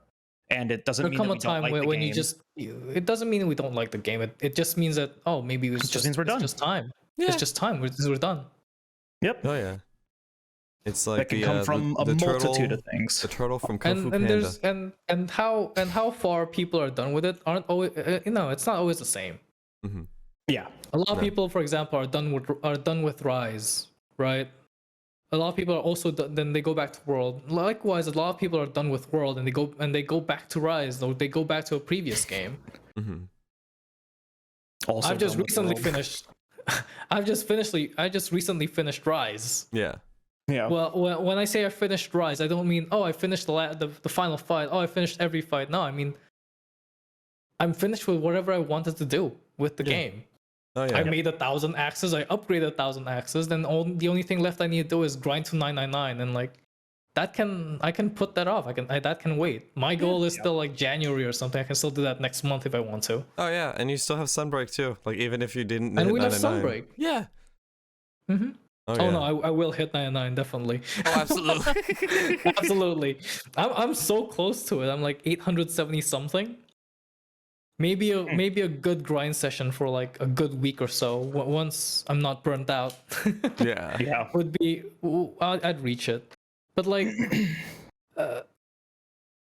just because you're done with the game doesn't mean everybody else is done with the game. No. Yeah. Yeah.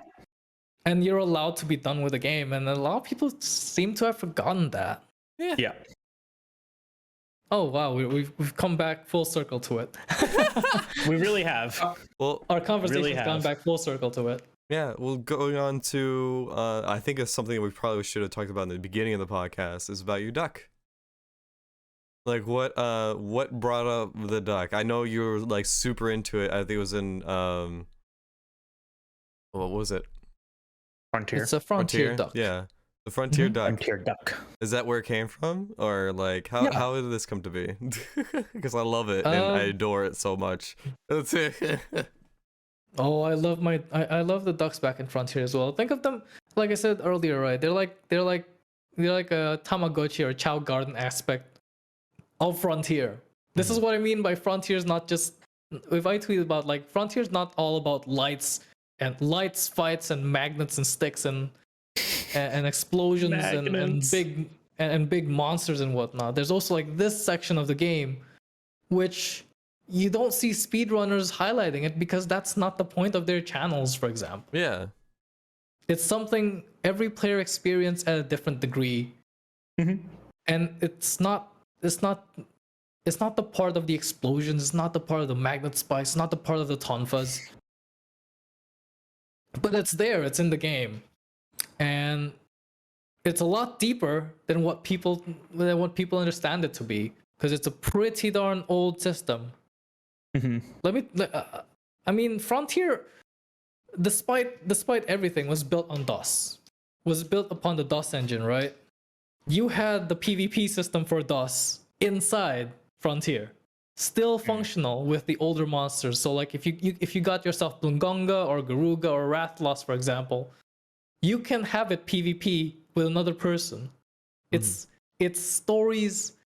It's like a very, very budget stories.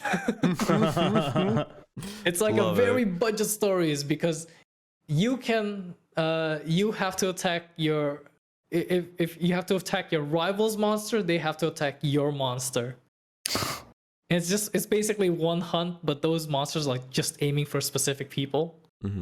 You can throw flash bombs and stop other people too. So it's kind of like I said, it looks like a very budget stories. But It's there in the game. Anyway, going back to the ducks, but the ducks are basically Tamagotchi. It's like a Tamagotchi system inside Monster Hunter Frontier. And how you get your first duck is that you would do an egg delivery quest. Yeah. But unlike egg delivery quest where you go to it gets worse. No wonder why no one knew the ducks existed. Yeah, it gets worse. Oh no. So you know how traditional egg delivery quest is like, we have to go to a nest, pick up an egg, walk back. Yeah. To camp. Right? Mind you, this is my first. This is done. I did this right after I went back from 4U and Cross. So I had all the 4th gen, 3rd gen mechanics in my head still fresh. Right? Let me just point that out before I continue. Because it's significant, trust me. This egg quest is you have to make a specific monster drop a shiny, and that shiny is the egg. By chance, the monster I picked was Tigrex. Oh. And snowy mountains, so I had to make it crash into the wall, place a trap, pick up the egg, run back to camp before it catches me in another area. Now, going back to the 4th gen mechanics in my head, I didn't know that in DOS you can't jump off a ledge with an egg, because you could do that if you could do that in 4U, right? You could 4U and Gen, if you jumped off a ledge with an egg and your character doesn't trip. If your character doesn't trip, it's fine. Depending on how you high don't you have are, that. yeah. You don't have that in the older engine. You had to walk down the ledge, and your character would just do the drop off. And so I didn't know about that. I jumped off and I had to basically run back up, I had to cancel the quest, run back up, get another egg, then do it again. Yeah, surprise. Surprise, surprise. The engine gets better as it goes. Who knew? Jesus. Who knew? The engine does get better as it goes. But basically, that was the first time. That was the first time I got the duck. And it was like love at first sight. You know that thing when you see like, oh shit, I love this thing. I've only seen this for I've only seen this for 5 minutes, and I would literally destroy anyone who goes against it. What'd you say? I was saying, because like, you know, you see something, you love it on first sight. I was like, yeah, like me, like the first time I saw Skoj, I was paying you a compliment. Oh, that's sweet. Thank you. I was caught off guard. I was like, oh, that's sweet, Jal. Wait, what did you say?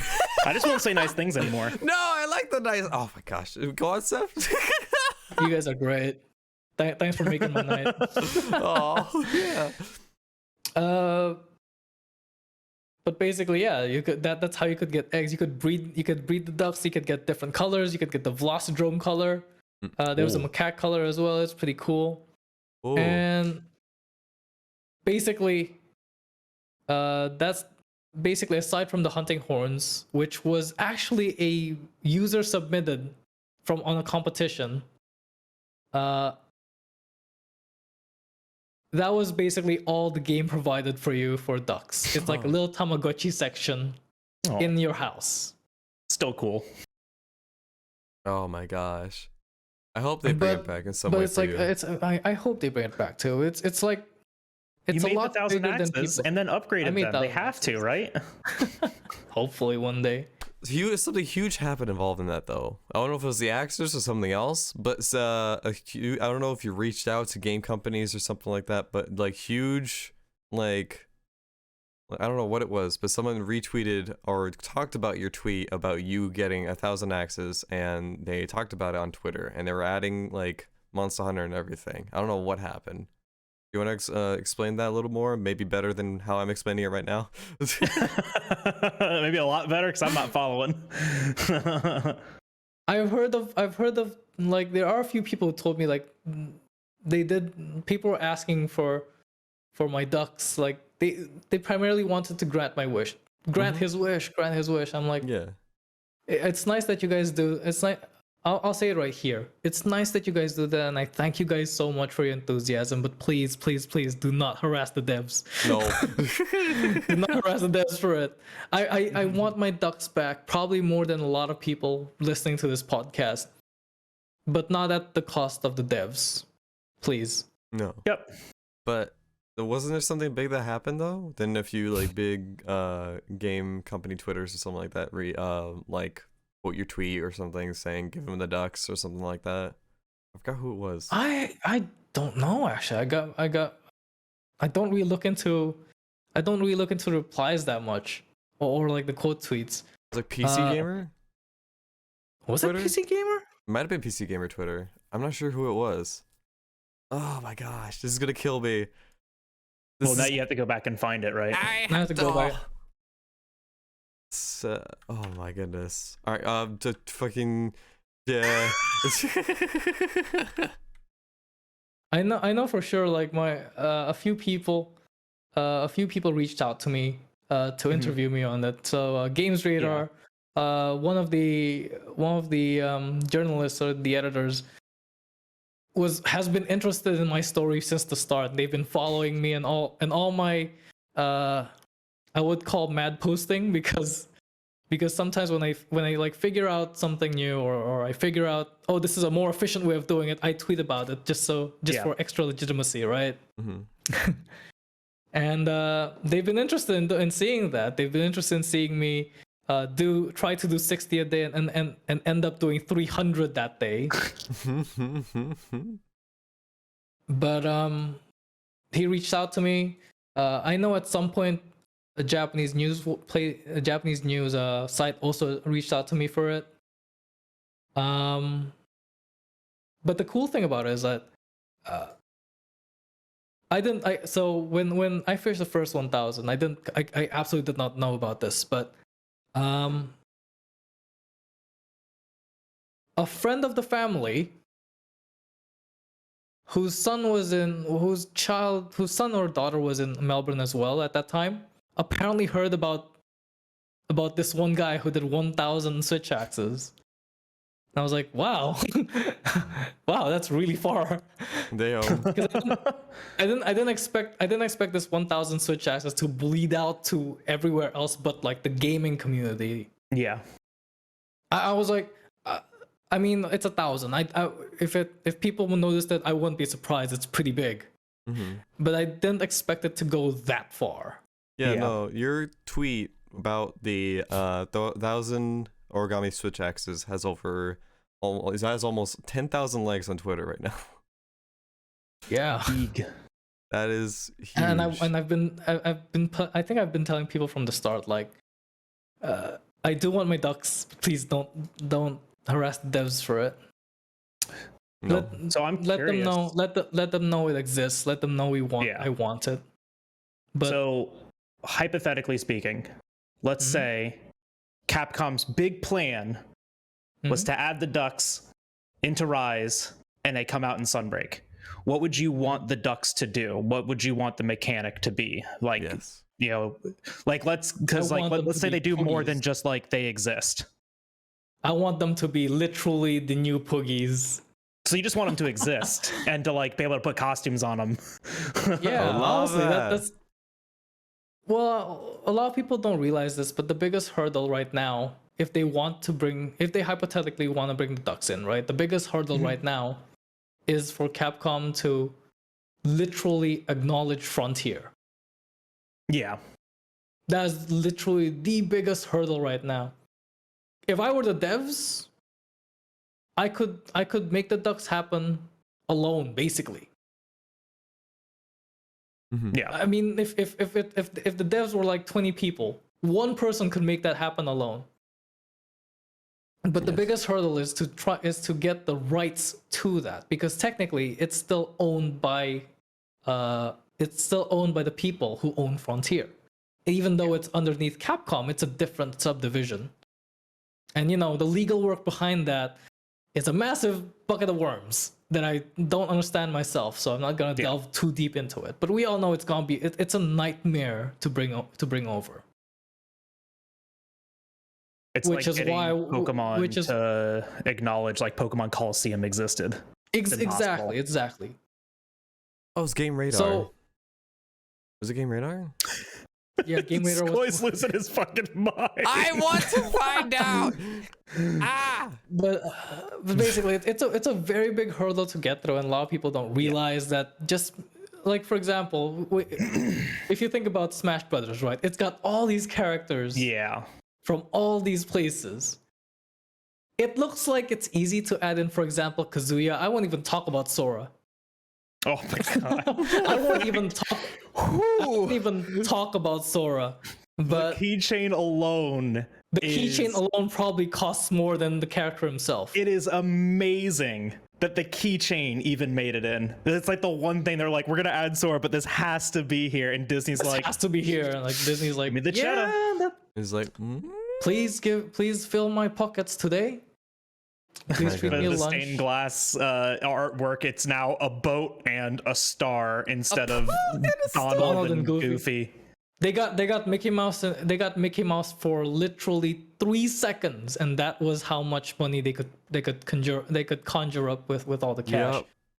Yep. That's all your cosmetic money, friends. That is insane. It's like It's like how Final Fantasy funds its next expansion with all your Fantasias. It funds it funds Smash Brothers with all your purchases. So yes. Well, transitioning from that's a good transition. Talk about your Final Fantasy experience and how you got into 14, or if Final Fantasy 14 was even your first Final Fantasy experience. My first Final Fantasy experience was Final Fantasy 9 on the PS1. Wow, that's a good one. It's a very good one, but here's the deal. I didn't exactly play it, more so that I watched my cousins play it. We only had one PS1 back then, and my cousin was the one who had it. But since I was so this is how we used to play, right? My little family cluster, we had 7 total people. Wow. Me, my sister, 3 cousins, and 2 older cousins, basically. And what they do is that they play Final Fantasy 9 because we didn't understand anything about it. Mm-hmm. We'd watch them play. We watched them like discuss tactics between each other, and we'd watch it behind them. That's cool. That's an experience in its own. Since I've been watching it, I know the story. But they stopped at, I think there was a boss that looked like an airship. It was pretty close to the end. It was like disc 4, like early disc 4, like late disc 3. Disc 4. Oh my god! You don't hear that nowadays anymore, do you? Oh, the last time I heard that was with Final Fantasy 13 on the 360, because that was 3 discs. That was the last multi-disc game that I bought. Mm-hmm. The last multi-disc game I bought was, I think, Final Fantasy 7, but that's not exactly a multi-disc game per se. It's more like you install with one, you play with another. Yeah. It was the Arc in Final Fantasy 9. Oh, okay. But I saw them beat the Arc, but this was, since we played it only on the weekends and they could only progress on the weekends, eventually the weekends went by and they had school. And we had school, and we stopped. And that story's been bugging me for the past maybe 18 years until I played it again. Did you play through the entire thing? Yeah, I did. Oh hell yeah! There you go. Yeah. I did. But between then and my completion of 9, I've been playing 10. I love 12. I knew of 11 and the Pandemonium Warden issue. But I never really looked into it. I played 12, I played 13. I went back to play 7, 8, 6, I think. So 3. I know it's confusing. I played the Cydia as well. I went through a lot of Final Fantasies, actually. But during that time, I also played World of Warcraft. And fast forward to the Rathalos in Final Fantasy and Behemoth in Monster Hunter. That was like my tipping point. I was like, yeah, let's go. Let's freaking go. I want a Rathalos. I want to ride a Rathalos. Right? I want to ride a Rathalos in Final Fantasy, and I think I got the mount within a month. Oh yeah. Wow. This was synced on content as well. I got it within a month of starting. Wow. And it was also like when was that? It's in Stormblood. So no, I mean like when in like when 2019. 2019. 2019. Yep. Yeah, I got that within a month. I know, right? Everything's going so fast. We're almost done with 2021. That was before Iceborne was announced. Was when we got that collaboration. That was a lot long really? before. That was before Iceborne was announced. I started then. Was it the same time as Behemoth? Yes. Behemoth came to World the same time that the World Quest went to Final Fantasy 14. They did a collaborative release at the exact same time to kind of, pull the communities across, and That's so it was really neat. Yeah. It was a very good idea. The way they executed that was sick. I looked at it and I was like, yeah, we're gonna get a Rathalos mount within the first month, and we did. And I was pretty unlucky with it, so I actually had to grind 50 out. Yeah, I have a feeling I might do the same. Jal, you and I are gonna go through hell, I guess. Hey, Well, you need to get there. You need to finish Stormblood.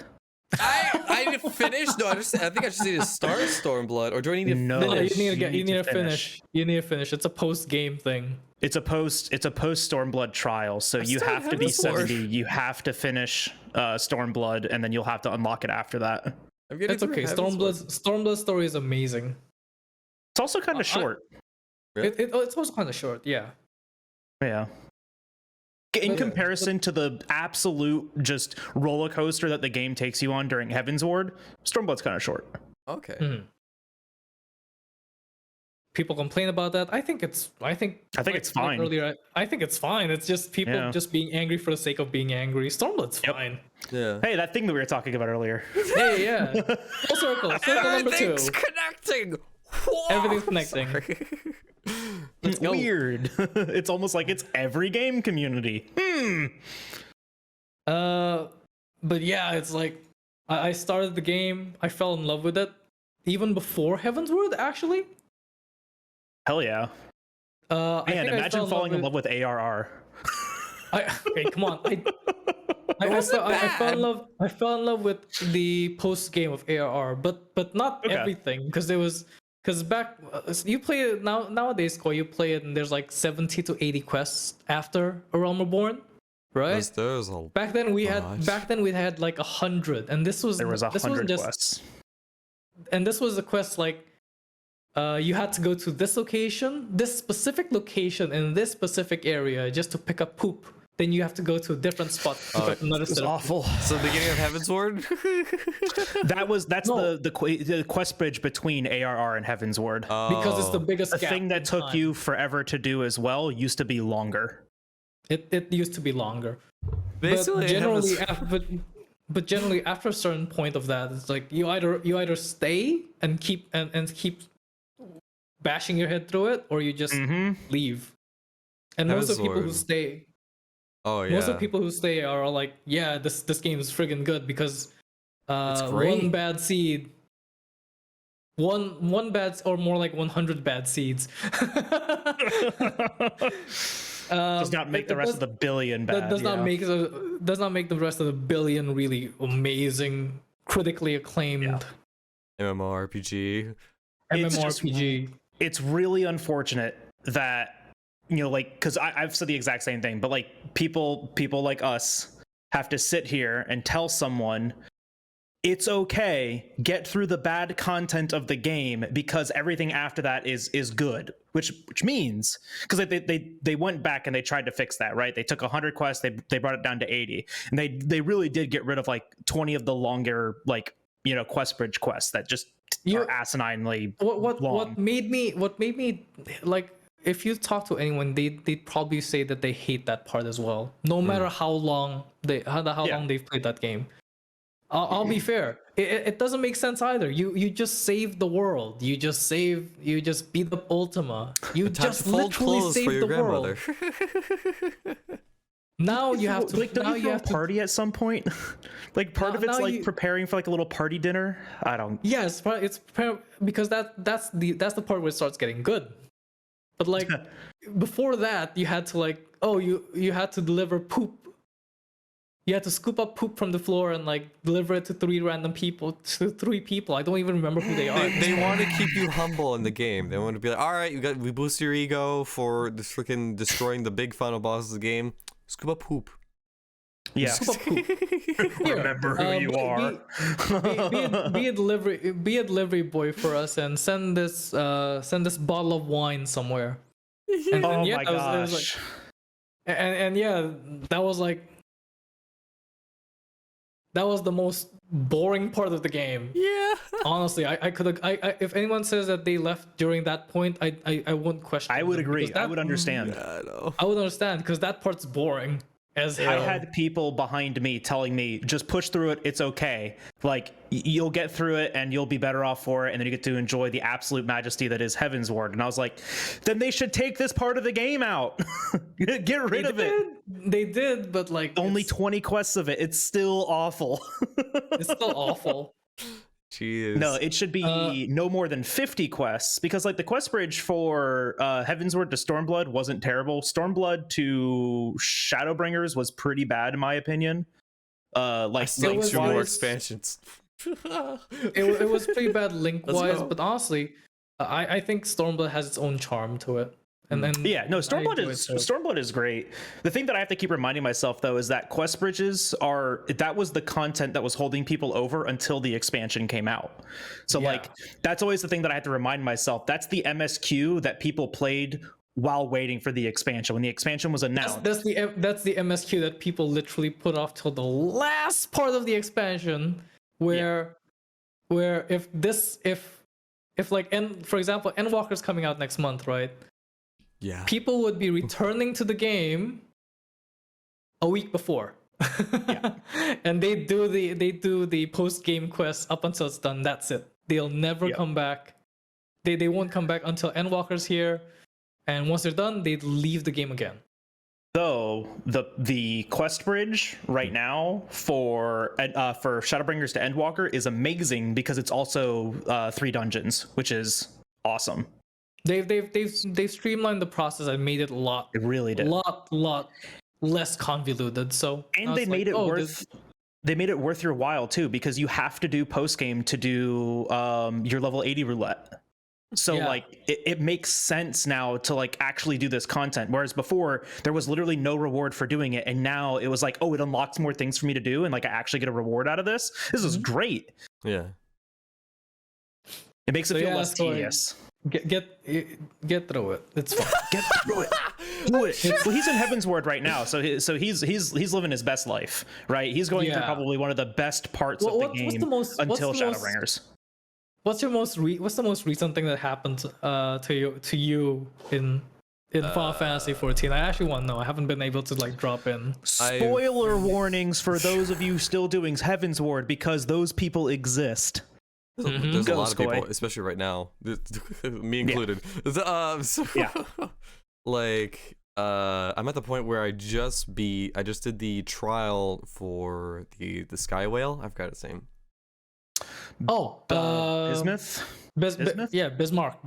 This whole like big thing came from the sky, and then right now we're talking to Sid, and we're about to embark our journey into there because we set up a whole thing to be able to get through the barrier. So we got the eye. So now we're gonna test the theory and hopefully get through it. It's actually one of my favorite areas in Heavensward. Oh, I know where you are. Like it's like the floating islands and stuff, right? Yeah. It's Limitless Blue. I know that one. Yeah. I'm excited.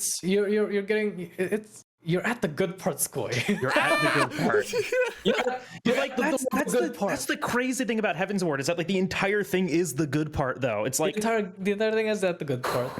Yeah. Because I think it's because Heavensward. I think it's because Heavensward was like, it's not exactly redemption arc for you, but it's more like you're proving your worth. Yeah. Because you're proving your worth as a warrior of light, basically. You're proving your worth as a hero of the world. Mm-hmm. And like this is like the point. This is the point of the game where everything just gets tested. I'm loving it. I'm honestly like I've been looking for a game like when I experienced Monster in the World. That was my first like I guess grindy game where I don't know. Before growing up I never had the patience for grindy games. I kind of play through a game, done with it, next game. And then Monster in the World came by and that was like my first grind. Now I'm just like after that I was at a point where like all right I need a game to like really sink my time into because Rise wasn't that for me. And I was just like okay. What would be a game? And then literally everyone was like yelling at me. Rurikhan was telling me to do it. The fucking just super rad. You, Kurupeko. Honestly, I'd be honest. I started 14 on 2019. I have not regretted one point. At any point of my game, I have regretted it. No. I've never regretted anything about it.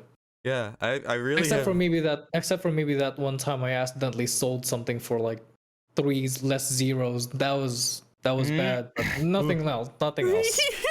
Whoops.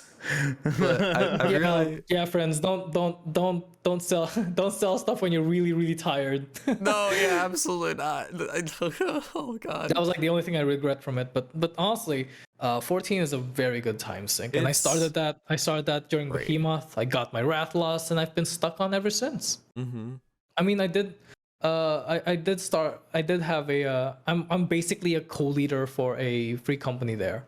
Wow, cool. And it's been there's its ups and downs, but it's pretty. It's such an experience. It really is. Like I've been, I don't know, I've really been enjoying it. I really have you to thank for it, Ceph, because it's just like I was really overwhelmed by the game for the longest time. It's a very big world. It is. And I don't know, you introduced it. It'll feel a lot easier and a lot better if you go through that, if you explore it with someone else. And that's always been the flair of it. Do what I did. Ignore everything. Do the MSQ. Get to level 80 and then not know what to do anymore. That's where I'm at in the game right now. I have no idea what to do. Everyone has their own gaming experience. I don't know. Yeah, everyone's got a different thing. I don't know. You introduced it in a very good way for me to like really get into it and really fully understand it. Because I don't know. I felt like you understood my way of thinking and that I could get easily overwhelmed, and you kind of just took there, just all right, you got this. Just take your time. Take your time slowly. It's fine. Oh yeah, I was like looking at a character. It's like I want to be that character. It's like Skoj. That's an NPC. That was what do you amazing. mean I can't be them? I can't be them. It's like no, you can't. But no, I'm glad you're enjoying it though. Oh yeah, like I've been playing a lot off stream as well, like a ton off stream with my girlfriend especially, and like we've just been grinding and just been going at it, and I don't know, it's been an absolute amazing time. Like let me just tell you this, Skoj. So Hironobu Sakaguchi is the creator of Final Fantasy 1. He's basically the great father of Final Fantasy, right? He took 2 weeks to clear A Realm Reborn up until Heaven's Word. Wow. Right? Take a guess on how long he took from Heaven's Word to Shadowbringers. 2 weeks for A Realm Reborn? Yeah. 2 weeks to go through A Realm Reborn. Take a guess on how long he took from Heaven's Word to Shadowbringers. 2 months? 5 days. He's literally at Shadowbringers by 10 minutes ago. As of this. He's been he went through 3 expansions in 5 days. That's how much he loved it. Holy shit. That's so I think it's awesome. also a testament to like how they design the expansions too, because a lot of because ARR is literally level 1 to 50, you know, and then each expansion is only 10 levels after that. But the pacing and like what they include with each expansion is so much that like I don't know, they're more or less speed running this content, right? Because they're just face tanking the MSQ, and yeah, you can get through it fast if you literally just face tank the MSQ. If you just beeline for it, you can get through it. Because I did ARR in about 22 hours. Damn. Yeah, I spent a 16-hour stream, and I got from level, I think it was like 18 to 45 in 16 hours. I literally just shut off my brain. I skipped every cutscene. I just went through it because that's the other thing too. Is I was literally speedrunning it. I was skipping every cutscene. Yeah, that's fair. But even if you stop and like even just enjoy all the content, it's paced so well. It is so well designed that you can you can do what you want to get out of the game. If it's just the story, if it's actually raiding, if it's, you know, the hard grind to get best in slot, the pacing of the game is amazing. It's great, honestly. Like I've been thoroughly enjoying it, and the story, the side stuff that you could do, the little things. And I don't know, I just absolutely love it. Like, yeah, I do. I did a lot of fishing. a friend of mine went. Like he started off Final Fantasy 14 as well, and like at some point he tried out fishing, and he leveled up fishing from 1 to 80 within a single day. I'm like, what? What? It's easy though. It's crazy Like, easy. what? Like that's my This man highest was level out in class the- right now is fishing. This man was out in the boat every 5 minutes. He was out on the boat. He was out on like the big fishing boat every 2 hours for a day, and he finished in like a whole day. I was like, what the fuck? Why? Yeah. Why would you do that? It's enjoyable. And all he said was that all he said to me was that fishing was fun, and then like Fishing yeah, was fun. yeah, I understand. Fishing. Don't need to say anything It's beyond fun. that. No. But Very true. yeah, I love 14. And it's not just because I love MMOs. It's just it's I love 14 for what it is. I love 14 for what it can for what it's given to me. Oh, that's good. Out of curiosity, what is your? Because we spent a stream talking a shit ton about what's coming with Endwalker. Yes. What is your most anticipated content? And that can be like a feature or like actual like game content or whatever. What is your most anticipated thing coming with Endwalker? Obviously the raid. Obviously the story. I'm in it for the story. I'm in it for the raids as well, and the story surrounding the raids. Mm-hmm. But at the same time, there's also like the housing thing. They're putting in like a little Harvest Moon thing, which is pretty crazy. I want my farm sim. I'm hoping I can put minions there as well, so I can make my ultimate bird sanctuary. Oh my gosh. They were showing that it's so from the information that we know now, from what they showed, it was both minions and mounts in the farming area. Oh, I'm gonna have so many birds. Enter your house and welcome to my sanctuary. Just welcome to my sanctuary. Have you been to Ceph's meat room? What? I swear, Yes, I've Skoy. seen screenshots of it. So it's like an insight, dude. We have had this free company for 3 years coming in, and we've just upgraded to a medium house like last year when they opened up more housing sections, and my room got transferred from there. But basically, when I was still doing the rat losses, since I had to do all 50, that's 50 times 4 normal scales, because you got 4 normal scales for every rat loss clear. That's 4 normal scales. So I had 200 at some point. I was like, what should I buy this on? I looked at the meat. I looked at the cooking spit. I bought one. I bought another, and I saw my rat loss scales. And I still had 180. I was like, yeah, I'll just buy more meat. His meat room was lagging my game. Have you been to Ceph's meat room? There's the title of the podcast. It's been an inside joke for a while, and like it's so resource heavy. People in my FC have been calling it the true benchmark test for Final Fantasy 14.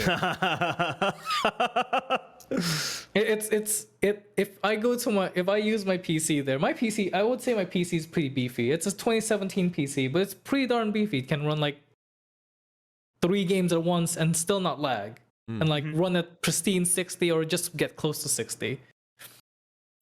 That's crazy talking about that right now. I would go to that room like... while streaming, and if I put up the metrics for my computer, you would see the CPU just shoot straight up to 100 every time.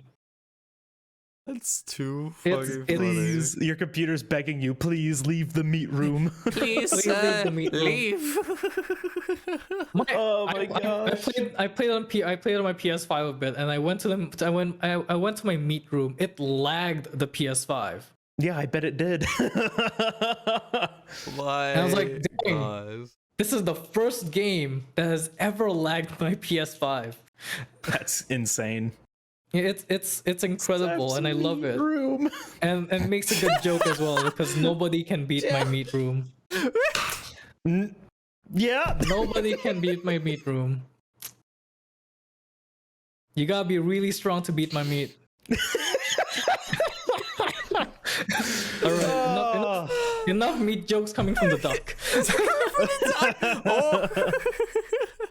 Oh my gosh. That's enough meat jokes for a month. Thanks. For a month. I can't.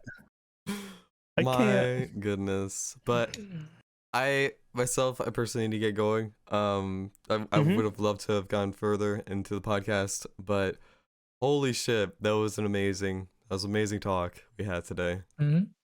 Yeah, thanks for joining us, Ceph. It was a lot of fun. Hey, thanks for inviting me. Of course. Yeah. Our plan with the podcast is to basically right now, I guess we're in technically, I guess, quote unquote, season 1, where we're kind of just introducing a lot of different guests from different fields and what they do. And then eventually later in the future for like a quote unquote season 2 is just bring back returning guests and like have like 2 guests per podcast and we just all talk random shit. And yeah, if you're interested in that, let us know. But yeah, just hit me up anytime. Absolutely, I would love to. Yeah, is there anything else you would like to include, Ceph? Not much really.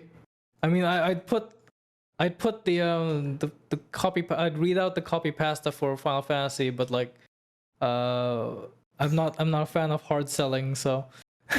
Play Final Fantasy 14, guys. It's a lot of fun. Amazing. Play 14. Play Rise. Endgame's drop whatever game game you're playing. Endgame is what you make it out to be. Just enjoy. We were talking about that on your stream the other day. Talking about that yesterday on your stream. Endgame is what you make it. Yeah. Endgame is what you make it out to be. Yeah. If your endgame's to speedrun and you're done, you're done. Yeah. If your endgame's to make 1,000 axes and you're done, you're done. Nice. Oh, yeah. It doesn't have to be. Oh, you finish this and someone else finishes this and what? Don't push yourself for that. Yeah. If you're done with the game, you're done with the game. There's nothing left for you. Yeah. And don't feel bad because of it. Just everyone has, we all have our own lives. Sometimes if we need to move on, we need to move on. Absolutely. The game's always here, and if you feel like taking up your switch axe again, if you feel like taking up your bow, calling down your wire bugs, riding your dog, the game is always there if you already have it. Absolutely. Amen. Hell yeah. But all right, Skoj, want to sign us off? I'll do it. All right. Let me grab some paper. Pen. I'm gonna sign us off here. All right, so. No, wait, that's not. Oh my god.